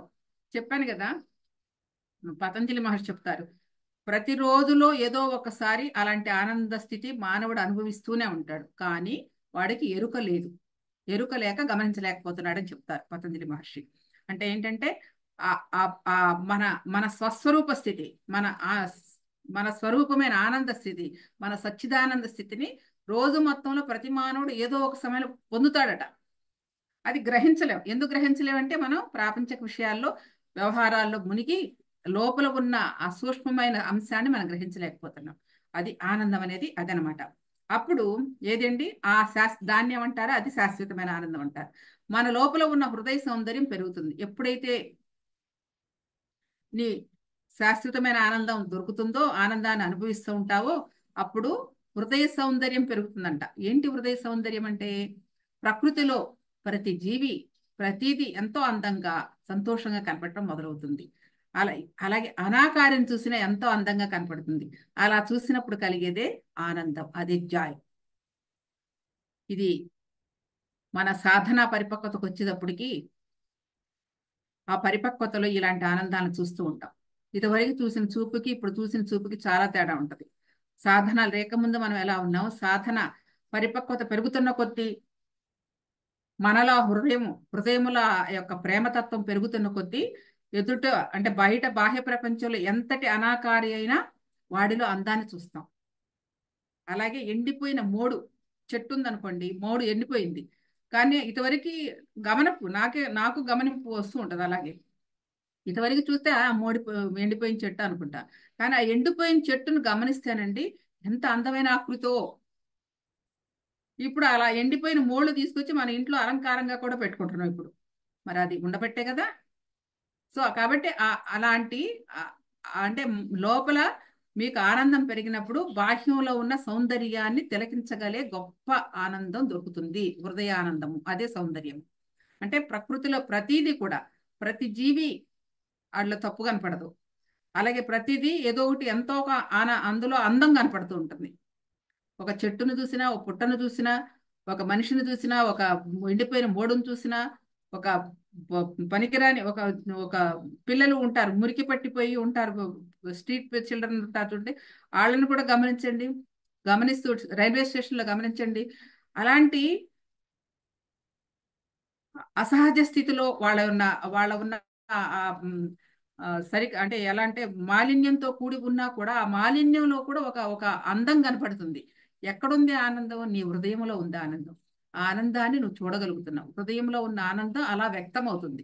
అది మనం గమనించుకోవాల్సిన విషయం. అక్కడ ఎందుకు చూస్తున్నాం? ప్రాక్టికల్ గా నాకు నాకు అనుభవమే. రైల్వే స్టేషన్ లో అట్లా చూస్తుంటే, అలాగే ఈ ప్రకృతిలో చూస్తున్నా, ప్రతి జీవిని ఏది చూస్తున్నా కూడా దాని నుండి మనకి అది అది చాలా అందంగా సౌందర్యంగా కనపడుతుంది. అక్కడ తేడా కనపడదు.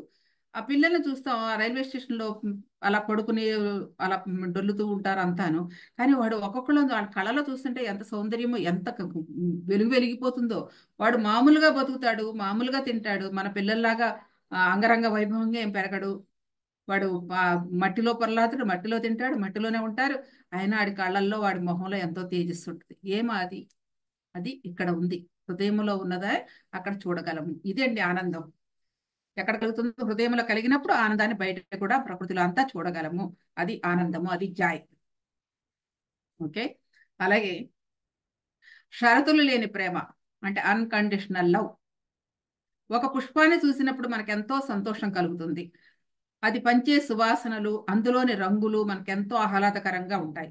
అదే విధంగా ఒక మనిషిని చూసినప్పుడు కూడా ఆడ మగ అనే ఆలోచన లేకుండా, లింగ కుల మత భేదాలు లేకుండా సంపూర్ణంగా ఆస్వాదించగలగాలి.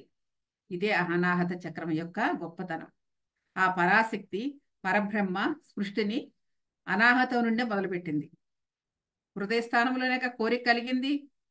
ఏమనుకుంది? ఈ ఉదయం నుండి నన్ను పలు రకాలుగా పలు పలు రూపాలలో ఆవిష్కరించబడాలని కోరుకుందిగా. ఎక్కడి నుంచి? హృదయస్థానం నుంచే కదా. అందుకని సృష్టి కూడా అక్కడి నుంచి మొదలు పెట్టబడింది. అందుకని ఇది ఒక అద్భుతమైన గుణం.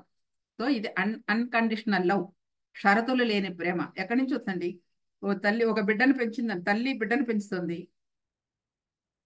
ఏం కోరి పెంచుతుంది? వాడు చిన్నప్పుడు వాళ్ళు మలమెత్తినా, ఏం చేసినా, వాడు గుడ్డల మీద వేసుకుని తన్నినా, ఏం చేసినా, ఏం కోరి ఏ ఏమి ఫలితాన్ని ఆశించే తల్లి చేస్తుంది? ఏ ఫలితాన్ని ఆశించదు కదా. అంటే వీడు రేపొద్దున పెరిగి మనకేదో పెడతాడని చెప్పేసి ఆలోచనలో ఉండు. కన్న డెలివరీ అయిన దగ్గర నుంచి ఆ బిడ్డను చూసుకొని ఎంత మురిసిపోతుందో ఆ తల్లి. అది అది అంటే షరతులు లేని ప్రేమ.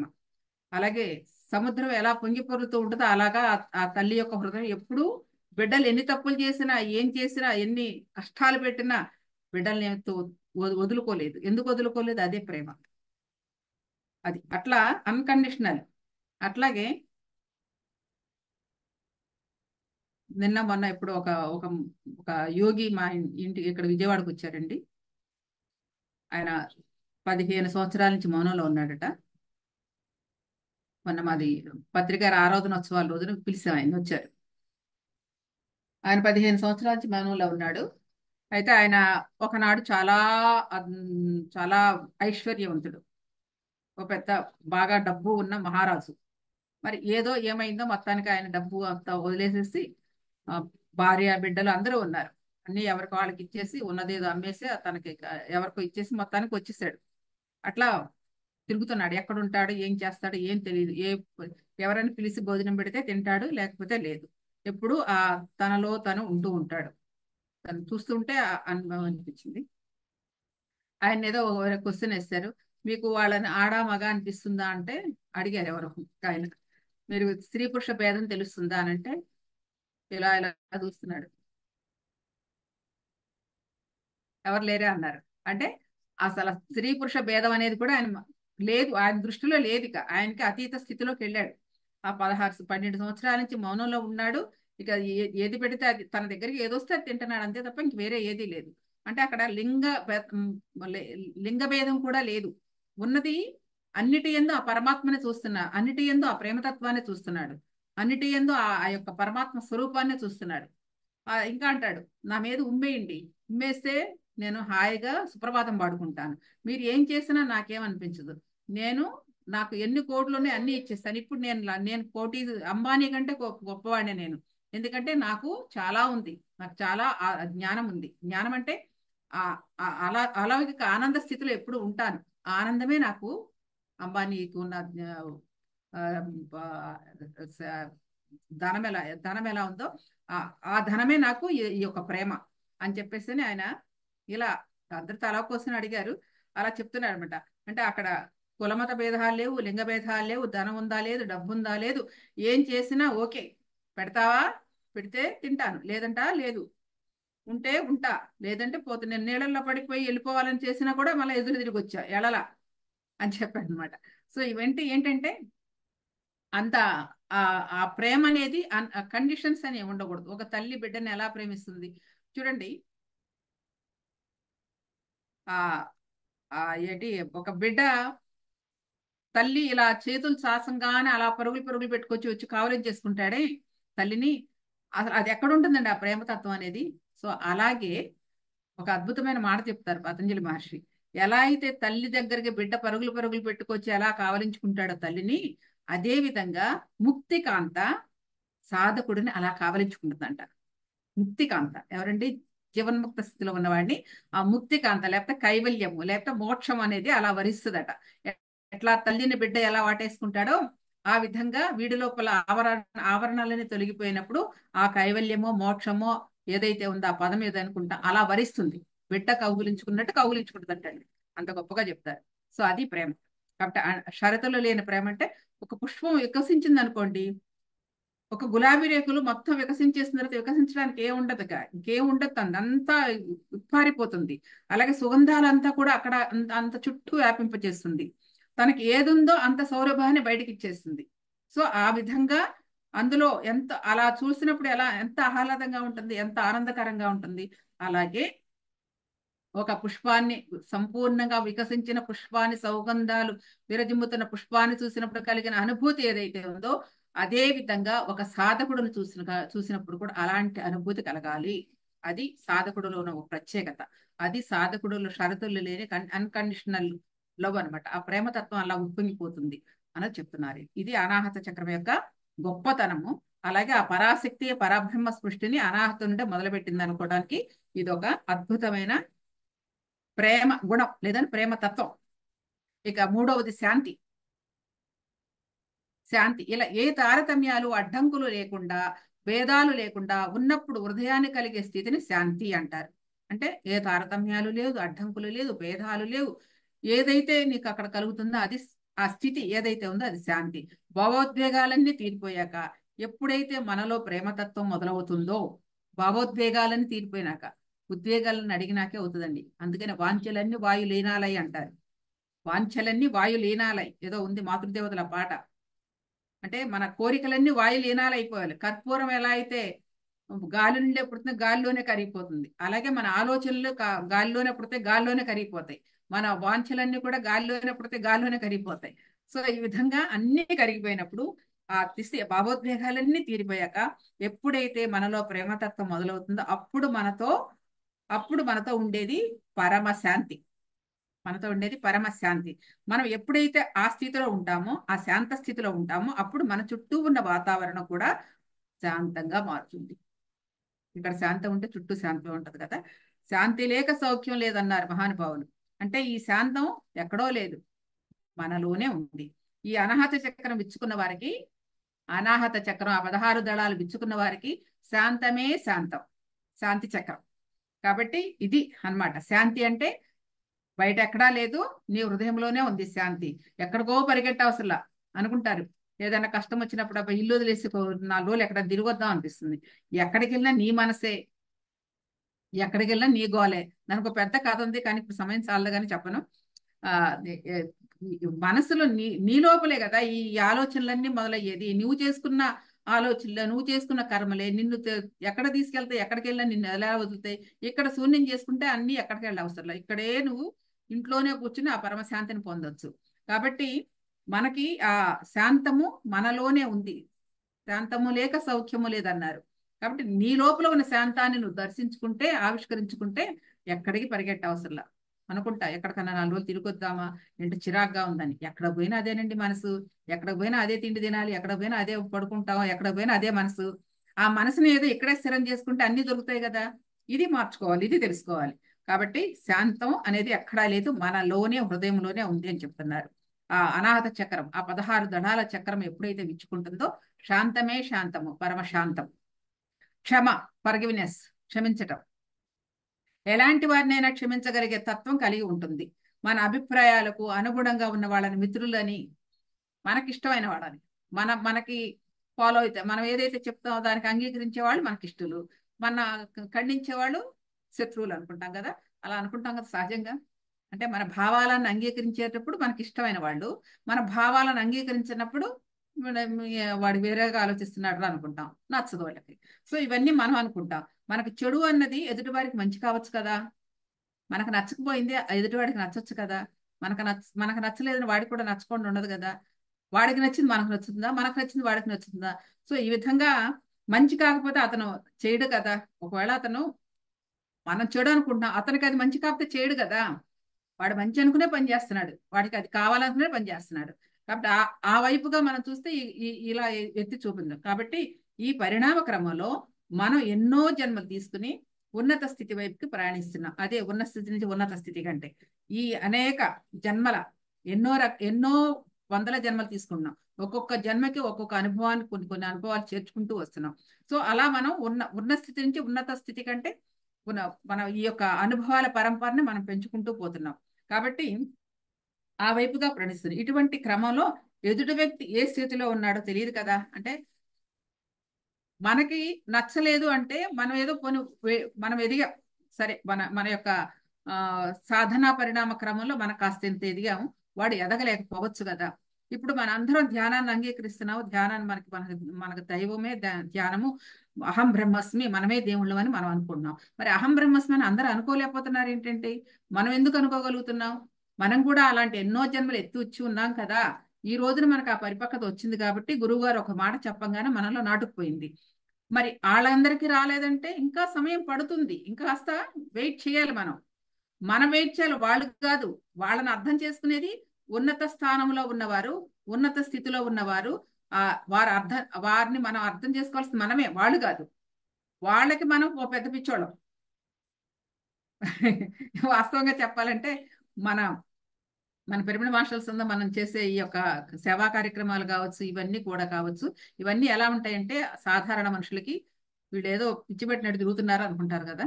కానీ వాస్తవ స్థితి ఏంటి, మనకు దానిలో ఏదో ఆనందము, దానిలో ఒక ఆనంద స్థితి మనకు దొరికింది కాబట్టి, మనకి ఏదో సత్యం అనేది ఒక అవగాహన అయింది కాబట్టి మనం తెలుస్తుంది. కానీ వాడికి అది అర్థం కాకపోయినా మనం కూడా అలాంటి స్టేజ్ నుంచే వచ్చాము అని మనం భావన చేసుకుంటే వాడిని క్షమించే గుణం మనకు వస్తుంది. అంటే క్షమించే గుణం అంటే అర్థం చేసుకునే గుణం, అవగాహన చేసుకునే గుణం మనకు ఉన్నప్పుడు వాడిని ఆ స్థాయిలో ఉన్నాడు కాబట్టి వాడు ఇంతే అని మనం అర్థం చేసుకుని వాడిని కూడా ప్రేమతోనే మాట్లాడుతూ ఎప్పటికో వాడుకు సమయం వస్తుంది, ఆ సమయం వచ్చేదాకా మనం వెయిట్ చేయాలని ఆ భావనతో ఆ కృతజ్ఞత అది అలా ఉండాలి అని చెప్తున్నారు. ఈ చక్రం వికసించినప్పుడు ఏదండి, అనాహత చక్రం వికసించినప్పుడు శత్రువులు లేరు, మిత్రులు లేరు, అందరూ ఒకటే. అందరిలో ఉన్నది ఆ శక్తి అని గ్రహించి అందరినీ ఆస్వాదించగలుగుతాం. మనోకల్మషం అనేది నశించిపోతుంది, విచక్షణా జ్ఞానం పెరుగుతుంది. అలాగే ఎదుటి వ్యక్తిని అర్థం చేసుకుని వాళ్ళని క్షమించి అలాగే ఉన్నత స్థితి వైపు తీసుకెళ్ళడానికి ప్రోత్సహించాలి. అది అంటే ఆ వైపుగా వాళ్ళని కూడా ప్రయాణం చేయించాలంటే ఒకసారి చెప్తే రాదు, ఒక్కోసారి వినకపోయినా కొన్నాళ్ళు వదిలేసేయాలి, తర్వాత ఎప్పుడుకో వింటారు. ఎందుకంటే మన ఇంట్లోనే ఉన్న నలుగురు ఉంటారంటే ఒకళ్ళు వస్తారు ఒకళ్ళు రారు కదా. రాకపోయినప్పుడు మన ఇంట్లో ఆడవాళ్ళు ఇబ్బందులు పడతారు, మగవాళ్ళు అయితే మగవాళ్ళు ఇబ్బందులు పడుతూ ఉంటారు. ఇవన్నీ మన కుటుంబంలో అందరికీ జరుగుతున్నాయి. ఎందుకు రాలేదు, ఎందుకు రావాలని కోరుకోవడం అంటే వాళ్ళకి ఇంకా పరిపక్వత రాలేదు, ఇంకా సమయం రాలేదు, ఆ సమయం ఆసన్నమైలేదు అవ్వలేదన్న విషయం మనకు అర్థం చేసుకుని వాళ్ళని కూడా ఆ విధంగా మనం కనిపెట్టుకుని ఏ క్షణానికో, ఇందాక మేడం గారు చెప్పారు, మన ధ్యాన జగత్తు పుస్తకం మనం చదివేసేసి హాల్ మధ్యలో టీపాయ్ మీద పడేస్తే ఎవరైనా వచ్చిన వాళ్ళు అలా తిరగేస్తూ ఉంటారు కదా అని. ఏమో ఎప్పుడు ఎవరికి తగులుతుందో ఆ ధ్యాన జగత్తు మ్యాగజైన్ లో ఏ అక్షరమో, ఏ పలుకు, ఏ పదమో వారికి నచ్చుతుందో ఎవరికి తెలుసు. ఒక ఆయన 1997లో ఆయన పెద్ద స్కూల్ నడిపేవాడు హైదరాబాద్ లో వనస్థలిపురంలో. ఆయన బజ్జీలు తిన్నాడు బయట, తింటూ ఉంటే ఆ పేపర్ తీశాడు. ఆ పేపర్ మీద ధ్యానం అంటే ధ్యానం సర్వరోగ నివారణి అని చెప్పి ఉంది. ధ్యానం అంటే శ్వాస మీద ధ్యాస అని ఉందట ఆ పాంప్లెట్. అది చూసి, బజ్జీలు తిన్న పాంప్లెట్ చూసి ఆయన ధ్యానానికి వచ్చాడు. ఆయన పేరు చాలా గొప్ప పేరు, ఏదో రామచంద్రమూర్తి అనుకుంటా ఆయన పేరు. 97లో. అదండి, ఎవరికి ఎప్పుడు ఎక్కడ దొరుకుతుందో తెలియదు. కాబట్టి మనం వేచి చూడాలి. ఎప్పుడు వరకు వాళ్ళకి సమయం ఆసన్నమైనప్పుడు మనం ఏం చెప్పవసరంలా. ఆ సమయం వాళ్ళ ఆసన్నమైంది అనుకుంటే, ఆ తెర అలా తొలగిపోయింది అనుకుంటే, ఆ మాయ తొలగిపోయింది అనుకోండి, వచ్చేస్తాం. మనం అందరం మాయ తొలగిన వాళ్ళం కాబట్టి పత్రికారికి ఒకసారి తగలంగానే మనం అంటుకుపోయాం ఆయన్ని. మరి ఇంకొంతమంది రాలేదు అంటే ఇంకా సమయం పడుతుంది. ఆ సమయం పడుతుందన్న విషయం, ఆ విషయము, ఆ విజ్ఞానము, ఆ యుక్తి, ఆ ఆ అవగాహన మనకు ఉండాలి, వాడికి కాదు. అందుకని అక్కడ క్షమాగుణం అనేది, ఎందుకంటే వాళ్ళని క్షమించి ఉన్నత స్థితి వైపుకు, ఆ వైపుగా ప్రయాణించే వెళ్ళడానికి మనం ప్రోత్సహించాలి. ఆ విధంగా మనం ప్రోత్సహించే పని చేయాలి. అది మన సహజ గుణం అయిపోతుంది అలా చేస్తూ. అంటే ఏదో మనం చేస్తున్నాము, మనం గొప్పగా ఉన్నామని మళ్ళీ ఫీల్ అయ్యామని అక్కడ ఒక అహంకారమే. ఇక్కడ అలా కాదు. ఆ గుణము నీ సహజత్వం పొందాలి, సహజ గుణం అయిపోవాలి. అది నువ్వు ఎవరో చెప్తే వచ్చేది, చేస్తే వచ్చేది కాదండి. నీ హృదయంలో పొంగి పొరిలినప్పుడు, అది నీ సహజ గుణంగా మారినప్పుడు, ఆ ఎదుటి వ్యక్తులను కూడా క్షమించే తత్వం ఉండి, అలా అవగాహన చేసుకునే తత్వం ఉండి, ఆస్వాదించగలిగే తత్వం ఉండి, ఆ వైపుగా ప్రోత్సహించగలిగే తత్వంతో ఉంటాడు ఈ హృదయ స్థానములో కరుణ పొంగినప్పుడు. అది ఇక్కడ అనాహత చక్రం. సో అదండి క్షమాగుణం. తర్వాత కరుణ, కంపాషన్. కంపాషన్ అంటే మనలో కట్టలు కట్టుకుని కరుణా ప్రవాహం పరుగు తీస్తూ ఉంటది. శాకాహారం పాటించమని చేస్తున్న కృషి ఇందుకు ఉదాహరణ. ఇందాక మేడం గారు చెప్పినట్టున్నారు శాకాహారం గురించి. సో శాకాహారం దీనికోసం ఎంతమంది చేస్తున్నారండి. ఫస్ట్ లో పత్రి గారు ధ్యానానికే ప్రాముఖ్యత ఇచ్చేవారు, కానీ శాకాహారానికి అంత ఇవ్వల. ఎందుకు ఇవ్వలేదంటే, ధ్యానం చేస్తే ప్రతివాడు శాకాహారాన్ని మానేస్తాడని అనుకున్నారు మొట్టమొదట్లో. నిజంగానే సరిగ్గా ధ్యానం చేస్తే ఆ ఆ ఆ ఆహారం ఏదైతే తిన్నారో, అసౌకర్యమైన ఆహారం తిన్నప్పుడు అది బయటికి పంపించేంత వరకు నిద్ర పట్టదండి. నిద్ర పట్టదంటే అది కూర్చొనివ్వదు, నుంచొనివ్వదు. మా అబ్బాయే సాక్ష్యం. అట్లా చాలా మంది ఉన్నారు మన పిల్లలు. ఎందుకంటే పాపం ఇదివరకు తినేవాళ్ళు కదా. ఎప్పుడైతే మనకి ఈ ధ్యానం మొదలెట్టి ధ్యానం చేస్తూ ఉంటే, ఆహారం తిన్నారనుకోండి, ఆ రోజు ఉంటుంది వాళ్ళకి కక్కాలేక మింగాలేక అన్నట్టు ఉంటుంది. ఎందుకు, లోపల ఉన్న ఆ విశ్వశక్తి, లోపల ఉన్న ఆ ఎనర్జీ అసౌకర్యంగా ఉండి దాన్ని బయటకు తోసే వరకు నిద్రపోనివ్వదు. ఆ లోపల అలా చేస్తుంది. మొట్టమొదట్లో అంతే జరిగింది బాగానే. కానీ జనాలు ఎక్కువ అవుతున్న కొద్దీ, ధ్యానం చేస్తున్నా కానీ మార్పులు రావటంలా. అప్పుడు పత్రికారు ఒక మెట్టు దిగి ముందర ఏం చెప్పారు, ధ్యానం తర్వాత చేద్దాం, ముందర శాకాహారం అంటే ఆహారాన్ని బట్టే కదా. ఆహారం బట్టి మనసు ఆలోచన అన్నా కానీ, ముఖ్యంగా ఏ జీవిని హింసించకూడదు, ఏ జీవిని చంపకూడదు. అవన్నీ మన సహోదరులు, మన ప్రాణమిత్రులు. కాబట్టి వాళ్ళని హింస చేయకూడదు, హింసతో చెందిన ఆహారం తినకూడదని దానికి ఆ సిద్ధాంతాన్ని పెట్టుకుని శాకాహారాన్ని బాగా ప్రోత్బలం ఇచ్చారు గత కొన్ని సంవత్సరాలుగా. మరి ఆ విధంగానే మన మాస్టర్స్ అందరూ కూడా వీధి వీధి వీధి వీధి, చిన్న చిన్న వీధుల్లో మొదలుపెట్టి, మరి ఇప్పుడు ఇక అమెరికాలో, లండన్లో అన్ని చోట్ల మనకి ఈ యొక్క శాకాహార ర్యాలీలు జరుగుతూ ఉన్నాయి. అన్ని చోట్ల, హైదరాబాద్ చేసి ఒక్కొక్క చోట ఉధృతంగా జరుగుతున్నాయి పెద్ద పెద్దగా. ఒక్కొక్క చోట చిన్న చిన్నగా అయినా ప్రతిరోజు చేస్తున్నారు. ఇప్పుడు మా విజయవాడలో ప్రతిరోజు శాకాహార ర్యాలీ ఉంటుంది. ఈ యొక్క ఊర్లో ఏదో ఒక రోడ్లో, ఏదో ఒక మొల్ల 2-3 వీధులైనా తిరుగుతారు. అలా ఎవరి పని వాళ్ళు చేస్తున్నారు, ఎవరి పని వాళ్ళు చేస్తా ఉన్నారు. అది అది అట్లా ఏంటి ఆ కంపాషన్, ఆ ఆ లోపల ఆ హృదయంలో ఆ కంపాషన్, ఆ దయ అనేది వస్తే ఏ జీవి హింసించకూడదు. జంతు జాతిని, మన సహోదర జాతిని గ్రహించి ఆ కరుణారసం ఉప్పొంగి వాటిని కూడా ప్రేమిస్తూ, సముద్రం పొంగి పొలుతుంటే ఎలా ఉంటుందో అలా మనలో కరుణ సహజత్వం అయిపోతుందంట రాను రాను. అంటే వాటిపై ఈ ఈ యొక్క శాకాహార ర్యాలీలు చేసే వాళ్ళకంటే నిజంగానే వాళ్ళ వాళ్ళ కొంతమంది ఉన్నారు. వాళ్ళు ర్యాలీ మొదలెట్టిన తర్వాత ఆ మైక్ తీసుకుంటే వాళ్ళు ఏం చెప్తారో వాళ్ళకే తెలియదండి. అంత అద్భుతమైన స్లోగన్స్ ఇస్తారు. భలే ఆశ్చర్యం వేస్తుంది. ఎలా చెప్తున్నామంటే ఏమో ఆ మైక్ పట్టుకు అంతకుముందు మళ్ళీ మాట్లాడరు, మామూలుగానే ఉంటారు, సాధారణంగానే ఉంటారు. మైక్ పట్టుకున్నారంటే అసలు ఎక్కడి నుంచి వస్తాయో ఆ డైలాగులు. అంత అద్భుతంగా మాట్లాడతారు, అంత కరుణతో. అంటే ఏ జీవిని హింసించకూడదని ఆ వాడవాడలా ఆ మైక్లో చెప్పుకుంటూ వెళ్తుంటే చాలా ఆశ్చర్యం వేస్తుంది. ఇది కరుణారసం అంటే. అంటే దానికే పుట్టారు వాళ్ళు, ఆ పని చేయడానికి. అందరూ శాకాహార ర్యాలీలకు వెళ్ళరు కదండి. కొంతమంది వెళ్తున్నారు, కొంతమంది వెళ్ళరు.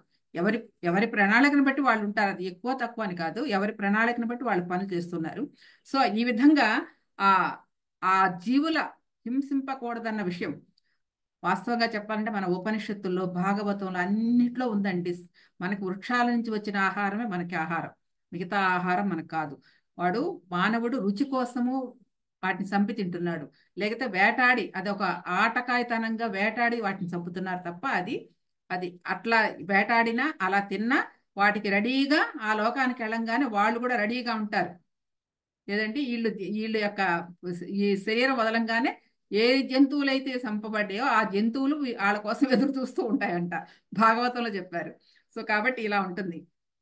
కాబట్టి ఇక్కడ సముద్రం పొంగి పొర్లుతుంటే ఎలా ఉంటుందో అంతలా మనలో కరుణ సహజత్వం అయిపోతుందంట. ఈ యొక్క కరుణ అనేది అందరిలో ఉన్న ప్రేమ మనకి కనపడుతుంది. లోపల ఆ ఎమోషన్, ఆ భావోద్వేగం ఏదైతే ఉందో, కరుణ అనేది సముద్రంలో పొంగి పొరుతున్నట్టు నీలోనే కాదు ఎదుటి వ్యక్తుల్లో ఉన్న ప్రేమ కూడా అలా కనపడుతుందంట. సో అది ఎలాంటి పరిధులు అడ్డంకులు ఉండవు, నిత్యం ధర్మబద్ధంగా ఉంటూ అందరినీ సమానంగా చూస్తూ ఉంటాడు. ఇది కరుణ. ఇక ఇంకొకటి లవ్. లవ్ అనేది ఏంటంటే ఎటువంటి కులమత భేదాలు లేకుండా అందరినీ సమానంగా ప్రేమించే స్థితికి చేరుకుంటాం అందరినీ. ఇక అక్కడ ఏమి కులమత భేదాలు లేవు, మరి వైషమ్యాలు లేవు, లింగ భేదాలు లేవు. ప్రతి ఒక్కరిని కూడా ఆ ప్రేమించే స్థితిగా చూస్తాం. సర్వస్పృష్టిని చూడగలిగే, ఒకేలా చూడగలిగే స్థితి ఉంటుంది. ఎటువంటి షరతులు లేకుండా, ఎటువంటి పరిధులు లేకుండా ఒకటే, అంతా ఒకటే అనే భావన. అంతా నేనే, నేనే అంతా, ఉన్నదంతా ఆ శక్తే, ఆ శక్తే అంతటా ఉంది అనే భావన కలిగే స్థితికి చేరుకుంటాం. అందుకే మనల్ని మనం సంస్కరించుకుంటూ ఇప్పుడు ఉన్న పరిస్థితిని సరిదిద్దుతూ, అంటే మనలో ఏదైనా భావాలు అటు ఇటు ఉన్నా కూడా మనల్ని మన స్వీయ పరిశీలన చేసుకుంటూ, మనల్ని సంస్కరించుకుంటూ, మన సరిదిద్దుకుంటూ, మన భావనా తరంగాలను పంచుతూ ఒక మంచి ప్రపంచం, అంటే మన భావనా తరంగాలు మనకు మనమే స్వీయ పరిశీలన చేసుకుంటూ, మనకు మనమే సంస్కరించుకుంటూ, మనకు మనమే ఆ యొక్క భావనా తరంగాలను పంచుతూ ఒక మంచి ప్రపంచం, ఒక వ్యవస్థ నిర్మాణం చేయాలి. ఉన్నవి రెండే కులాలు, ఏమిటాయి? మానవ కులం, దైవ కులం. ఇంకా కులాలే లేవు. మానవ కులం, దైవ కులం. మానవత్వం నుంచి మనలో ఉన్న మాలిన్యాన్ని తొలగించుకుంటే దైవస్థితి.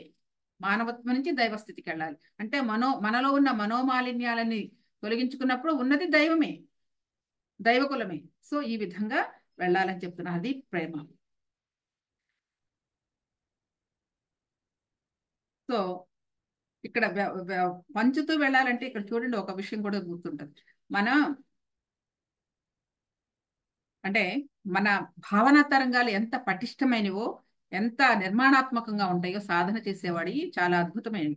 అందుకనే మనం ఇంట్లో కూర్చునే మన యొక్క భావనా తరంగాలతో విశ్వానికి అందించవచ్చు. మనం యజ్ఞాలు చేసినప్పుడు మనకి మనకి ఏది తెలిసినా తెలియకపోయినా ఒక సామూహిక ధ్యానంతో కొన్ని వేల మంది సాధన చేసినప్పుడు ఆ యొక్క యజ్ఞ తరంగాలు, ఆ యొక్క శక్తి తరంగాలన్నీ కూడా విశ్వానికి వెళ్ళిపోతూ ఉంటాయి. విశ్వంలో ఎవరికి ఎక్కడ ఎలా ఉపయోగించుకుంటారో అది విశ్వ సిద్ధాంతాన్ని బట్టి ఎక్కడెక్కడ కావాలో అది ఆ విశ్వం చూసుకుంటది.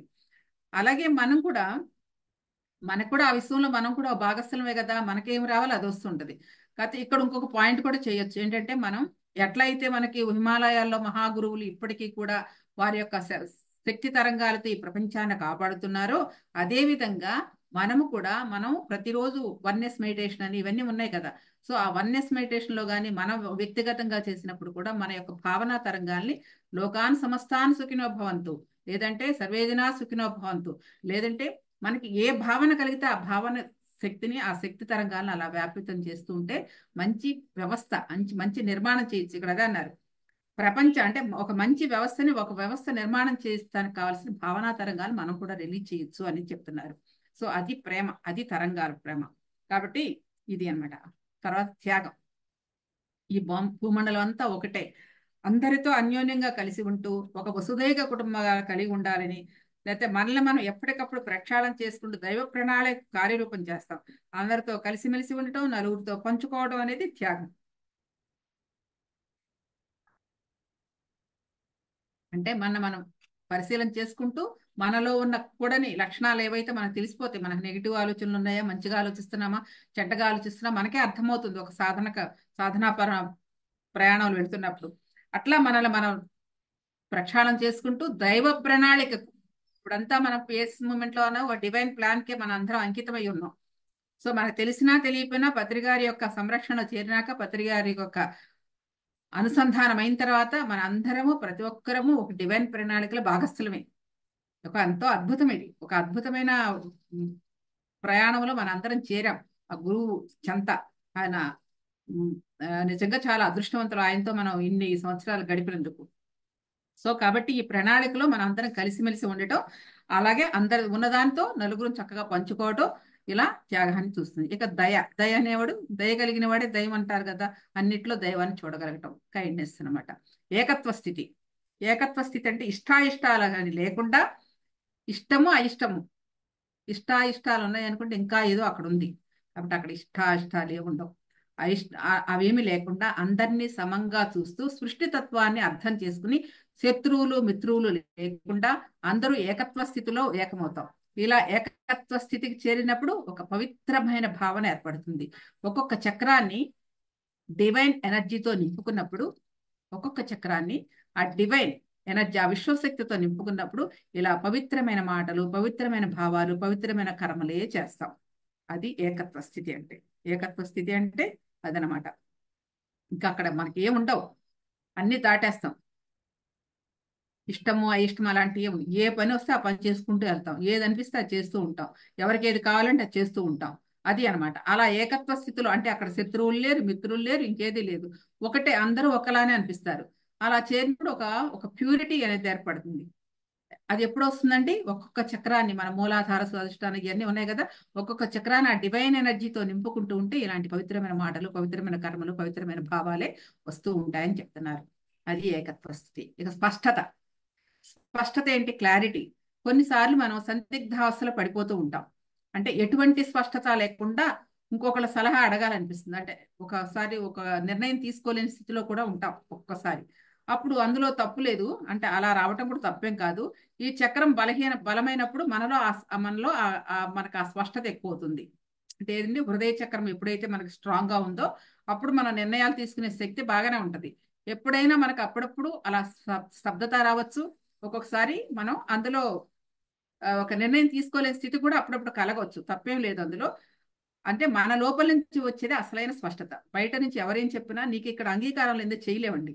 ఇక్కడ కలిగితే అది నీదే అవుతుంది. అందుకని ఆ హృదయ పుష్పం అనేది వికసించినప్పుడు స్పష్టంగా నిర్ణయాలు తీసుకునే స్థితి మనకు వస్తుంది. ఆ అనాహత చక్రం అనే హృదయ పుష్పం వికసించినప్పుడు నువ్వు తీసుకునే నిర్ణయాలు అంటే క్రిస్టల్ క్లియర్ గా ఉంటాయి, అంత క్లారిటీగా ఉంటాయి, అంత స్పష్టతగా ఉంటాయి. అదే అనమాట. అప్పుడప్పుడు ద్వంద్వాలతో కూడినా నీకు ఆ చక్రం అంటే ఆ యొక్క ఎనర్జీస్ బాగా నింపబడినప్పుడు ఆ క్లారిటీ అనేది, స్పష్టత అనేది నీ లోపల నుంచే వస్తుంది. అదే కరెక్ట్. బయట వాళ్ళ దగ్గర నుంచి ఎంత తీసుకున్నా అది నీ హృదయం అంగీకరించినప్పుడు నువ్వు చేయలేవు. ఎవరైనా చెప్పింది నీకు అంగీకారం బాగుంది అని అనిపించిందంటే నీ లోపల ఉంది కూడా అదే అని అర్థం అవుతుంది. సో అప్పుడు రెండు ఏకమైనప్పుడు దాన్ని అంగీకరిస్తావు. అది స్పష్టత. అలాగే అర్థం చేసుకునే తత్వం, అండర్స్టాండింగ్ ఎవరు ఎలా ఉన్నా, ఎలా మాట్లాడినా, ఏ స్థితిలో ఉన్నా ఆ స్థితిని మనం యథావిధిగా అవగాహన చేసుకోగలుగుతాం. అక్కడికి ఈ అవగాహన మన సహజత్వం అయిపోవాలి. ఆయన అలాంటి పరిస్థితిని అంగీకరించే తత్వం పెరుగుతుంది. అది ఇందాక పత్రిక చెప్పారన్న కదా, 13 అన్నిటికి ఎస్తాను కొట్టు. అలా మనం అలవాటు చేసుకుంటూ ఉంటే అదే మన సహజత్వంగా మారిపోయినప్పుడు ఏ పని చెప్పినా ఎవరేం చేసినా అది ఓకే అంటాం. సో అది అంగీకార తత్వం అనేది పెరుగుతుంది. నిజంగా అంగీకార తత్వం రావడం చాలా అంత తేలికైన విషయం కాదండి. ఎదురుగుండా ఎన్నో మనకు నచ్చని పనులు జరుగుతున్నా కూడా దాన్ని కూడా ఆస్వాదిస్తూ అవగాహన చేసుకుని ఎస్తానం అంటామంటే ఎంత కష్టంగా ఉంటది. కానీ అది నేర్పారు మనకి గురువుగారు. అది ఆ ఎస్ అనే పదానికి నేర్పటం వల్ల, కొన్ని మనం అలా నేర్చుకోవడం వల్ల అందులో ఉన్న కష్ట నష్టాలు కావచ్చు, సుఖ దుఃఖాలు కావచ్చు, లాభ నష్టాలు కావచ్చు, లేదా మాన అవమానాలు కావచ్చు, వాటిని అనుభవపూర్వకంగా తెలుసుకుంటూ దాన్ని దాటగలిగినప్పుడు అది సహజత్వం అయిపోతుంది. అది అండర్స్టాండింగ్. అండర్స్టాండింగ్ అనేది అవగాహన చేసుకోవడం అనేది ఒక పెద్ద కళ. అది కూడా. ఇక ఆఖరిది బ్రహ్మానంద స్థితి, బ్లిస్. బ్లిస్ అంటే అన్ని దళాలు విచ్చుకున్నాక కలిగే స్థితి ఏదంటే ఆ 14 దళాలు విచ్చుకున్నా కలిగే స్థితి అది. అది వర్ణనాతీతం. అంతా అదే బ్రహ్మం, అంతా అదే శక్తి అని అర్థం. అంటే అంతా అదే శక్తి, అదే అర్థమయ్యాక ఇంకేముందంటే బ్రహ్మంలో బ్రహ్మానంద స్థితి కాక అదే జీవ బ్రహ్మైకానంద స్థితి. జీవుడు బ్రహ్మము ఏకమైనప్పుడు ఏకత్వ స్థితి. అదే శృంగార సంపూర్ణ అంటే ఆ శక్తి సహస్రారం చేరినప్పుడు కలిగే అనుభూతి, అలౌకిక ఆనంద స్థితి. సో అట్లా అన్నిటి యందు ఆ ఆనందం ఏదైతే ఉందో అది బ్రహ్మానంద స్థితి, బ్లిస్. ఇక దానికి పేరు లేదు. దానికి ఇలా ఉందని చెప్పుకుంటే ఇంకేదో ఉన్నట్టే లెక్క. ఆ బ్లిస్ అనే పదానికి అనుభవమే తప్ప నోటి మాటతో చెప్పలేనటువంటిది ఆ బ్లిస్. సో ఇది ఈ 12 గుణాలు అనాహత చక్రానికి సంబంధించినవి.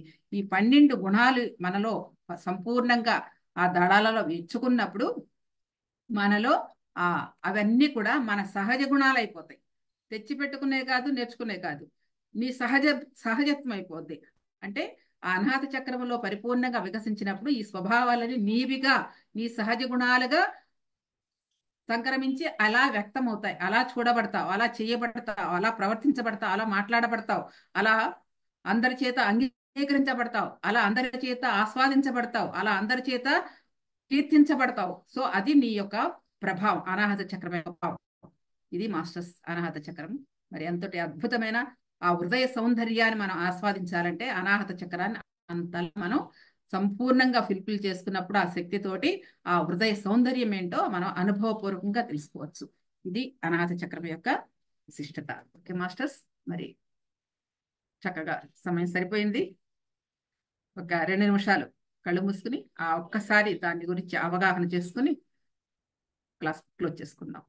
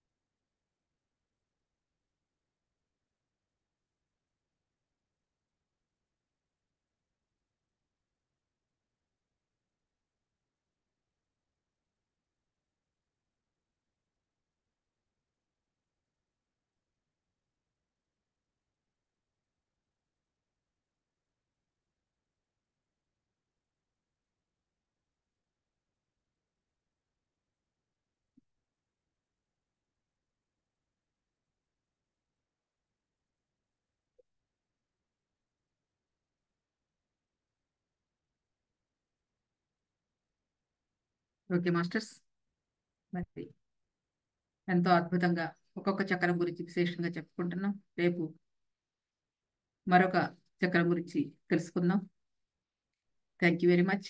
మిత్రులందరికీ ధన్యవాదములు, ప్రణామం. Thank you, thank you, thank you. Thank you madam. అదేదో సినిమాలో రజనీకాంత్ చెప్తాడు కదా, నా దారి దారి, better don't come in why why అని. కానీ ఇదేంటి అంటే the best to come in this way. ఎప్పుడైతే మనము ఈ దారిలో వస్తామో చాలా మందికి, ముఖ్యంగా మనం దీని పెరిగిన వాతావరణంలో చాలా చోట్ల గమనించింది ఏంటంటే ఆ పిల్లలు ఏడ్చేటప్పుడు ఏడ్చొద్దు ఏడ్చొద్దు అని అనగదొక్కేస్తుంటారు. అనగదొక్కడం ద్వారా ఫీలింగ్స్ అన్ని లోపల సప్రెస్ అయ్యి, ఇంకా మగపిల్లలైతే మరి మగపిల్లలు ఏడ్చకూడదు, మగపిల్లలు ఏడవకూడదు, అందుకే గుండె జబ్బులు కూడా వాళ్ళకి ఎక్కువ వస్తూ ఉంటాయి గమనించామంటే. కరెక్టే. అంటే ఎన్ని నమ్మకాలలో మనం ఇరక్కబోతున్నామో మనల్ని మనం చెక్ చేసుకుంటే ద బెస్ట్ థింగ్. ఎప్పుడైతే ధ్యానం చేస్తూ ఇలా సజ్జన సాంగత్యంలో పాల్గొంటూ ప్రతిసారి చెప్పినటువంటి అమూల్య విలువ వజ్రంతో సమానమైనటువంటి జ్ఞానం అండి, ఆ జ్ఞానాన్ని ఎప్పుడు విన్నామో మనలో అవన్నీ పొరలు తొలగిపోతాయి. ఏడుపు వస్తే లక్షణంగా ఏడవనివ్వండి. నేను మా పిల్లలు ఏడుస్తే ధ్యానంలోకి వచ్చిన తర్వాత తెలిసిన తర్వాత ఏడుస్తుంటే బాగా ఏడ్చనేదాన్ని. మా ఆయన నా దిక్కు వింతగా చూసేవారు. ఇదేందో ధ్యానానికి పోయింది కొత్తగా ఏడ్చుకొచ్చింది. మా పిల్లలు కూడా ఏందమ్మా అలా చెప్తావే నువ్వు అనేవాళ్ళు. ఎందుకంటే ఆ బాధ అంతా బయటకు వెళ్ళిపోతుంది. ఆ తర్వాత హ్యాపీగా ఉండొచ్చు అని. ఇవన్నీ రహస్యం అండి. అందుకే ఇది రహస్య అద్వైత అమృతం. మనల్ని ఒక అమృతం ఇది. రహస్యమైన విషయాలన్నీ ఇలాంటి సజ్జన సాంగత్యాలలోనే మనం తెలుసుకుంటాము. ఎందుకంటే ఎక్కువ పర్సెంట్ పీపుల్ ఈ గుండె జబ్బుతో ఇబ్బంది పడుతున్నారండి. ఏవేవో సప్రెషన్ చెప్తుంటారు. సప్రెషన్స్ ఉమ్, ఏవేవో చెప్తుంటారు, వేడి నీళ్ళు తాగు, ఎక్సర్సైజ్ చెయ్యి, అవన్నీ కొద్ది శాతం వరకు పని చేయొచ్చు. కానీ ఎలా అయితే ఒక తోటలో కలుపు మొక్కలు తీసేస్తేనే అక్కడ మంచి పంట మళ్ళీ ఎలా వస్తుందో, మన ఆరోగ్యం మన చేతుల్లో ఉంది. మనం ఎప్పుడైతే నిన్న మేడం విశుద్ధ చక్రం మీద ఎలా ఫోకస్ చేసి ధ్యానం చేయమన్నారో, ఈ యొక్క ఆడియోని మళ్ళీ మళ్ళీ వింటూ ఉంటే మనలో ఏ గుణం ఉంది, ఏ గుణం లేదు, ఏ గుణాన్ని నేను మార్చుకోవాలని మన శ్వాస మీద ధ్యాస ఎంత ఎక్కువగా సాధన చేస్తూ ఉంటే అప్పుడు ఆ గుండెకు సంబంధించిన అనారోగ్యం పూర్తిగా తొలగిపోతుందండి. ఇది నేను గంటాపదంగా చెప్పగలను. సో ఫ్రెండ్స్, దీన్ని చక్కగా మళ్ళీ మళ్ళీ వింటారని ఆశిస్తూ, ప్రతిరోజు చెప్పేలాగానే ఈ జ్ఞాన జగత్ టీవీని సబ్స్క్రైబ్ చేసుకోండి, మాసపత్రికను తెప్పించుకోండి. మరి ఈరోజు ఒక అపూర్వమైన దినం అండి. 1 మంత్ అయిపోయింది ఈ యొక్క ఛానల్ ఓపెన్ చేసి. అవునా? అవును Correct. Madam. Last month first కి ఓపెన్ చేసుకున్నాం, మళ్ళీ ఇవాళ first. Very happy to meet every one. ఎవరైతే ఇక్కడ ఈ సజ్జన సాంగత్యంలో పాల్గొంటారో వారందరికీ కూడా కృతజ్ఞతలు. మరి ఇలాంటి ప్లాట్ఫామ్ క్రియేట్ చేసి మనకు అందించినటువంటి పరమ గురువులకి, బ్రహ్మర్షి పితామహ పత్రిజీకి, మహావతార్ బాబాజీకి అనంత కోటి కృతజ్ఞతలు తెలియజేసుకుంటూ, అమ్మ స్వర్ణమాల మేడంకి, వారి కుటుంబ సభ్యులకు ఎన్నో ఎన్నో ఎన్నో కృతజ్ఞతలు తెలియజేసుకుంటూ, మరి కేశవరావు సార్కి ప్రతిరోజు క్రమం తప్పకుండా మనకి మేడం టైం టు టైం ఈ జ్ఞానాన్ని అందజేస్తున్నారు. మరి మేడంకి కూడా హృదయపూర్వకమైన ఎన్నో ఎన్నో ఎన్నో ఎన్నో కృతజ్ఞతలు మేడం. Thank you madam. మరి ఫ్రెండ్స్, ఈ యొక్క జ్ఞానాన్ని షేర్ చేయండి. షేర్ చేయడం ద్వారా ఏ పాయింట్ ఎక్కడ తగిలితే వాళ్ళు, ఎన్నో లక్షలు పెడుతున్నాం మనం ఒక గుండె జబ్బుకి హాస్పిటల్కి వెళ్తే. అలాంటి దాని నుంచి బయటపడగలిగి మనల్ని మనం హ్యాపీగా ఉంచుకోవచ్చు. ఇందాక మేడం చెప్పారు కదా, ఎవరైతే ఏ జీవులు హింసిస్తే ఆ భాగవతంలో ఆ పైకి పోయినాక అక్కడ వాళ్ళకి ఎలా ఉంటుందో, అలాగనే ఈ శరీరాన్ని మనం తెచ్చుకున్నాం. దీన్ని ఇబ్బంది పెడితే కూడా మళ్ళీ అక్కడ పోయినాక మనకు పనిష్మెంట్ ఉంటుందన్నమాట. సో మనల్ని మనమే కాపాడుకుందాం. Thank you ma'am. Thank you so much. Thank you తల్లి. Thank you. Thank you ma'am.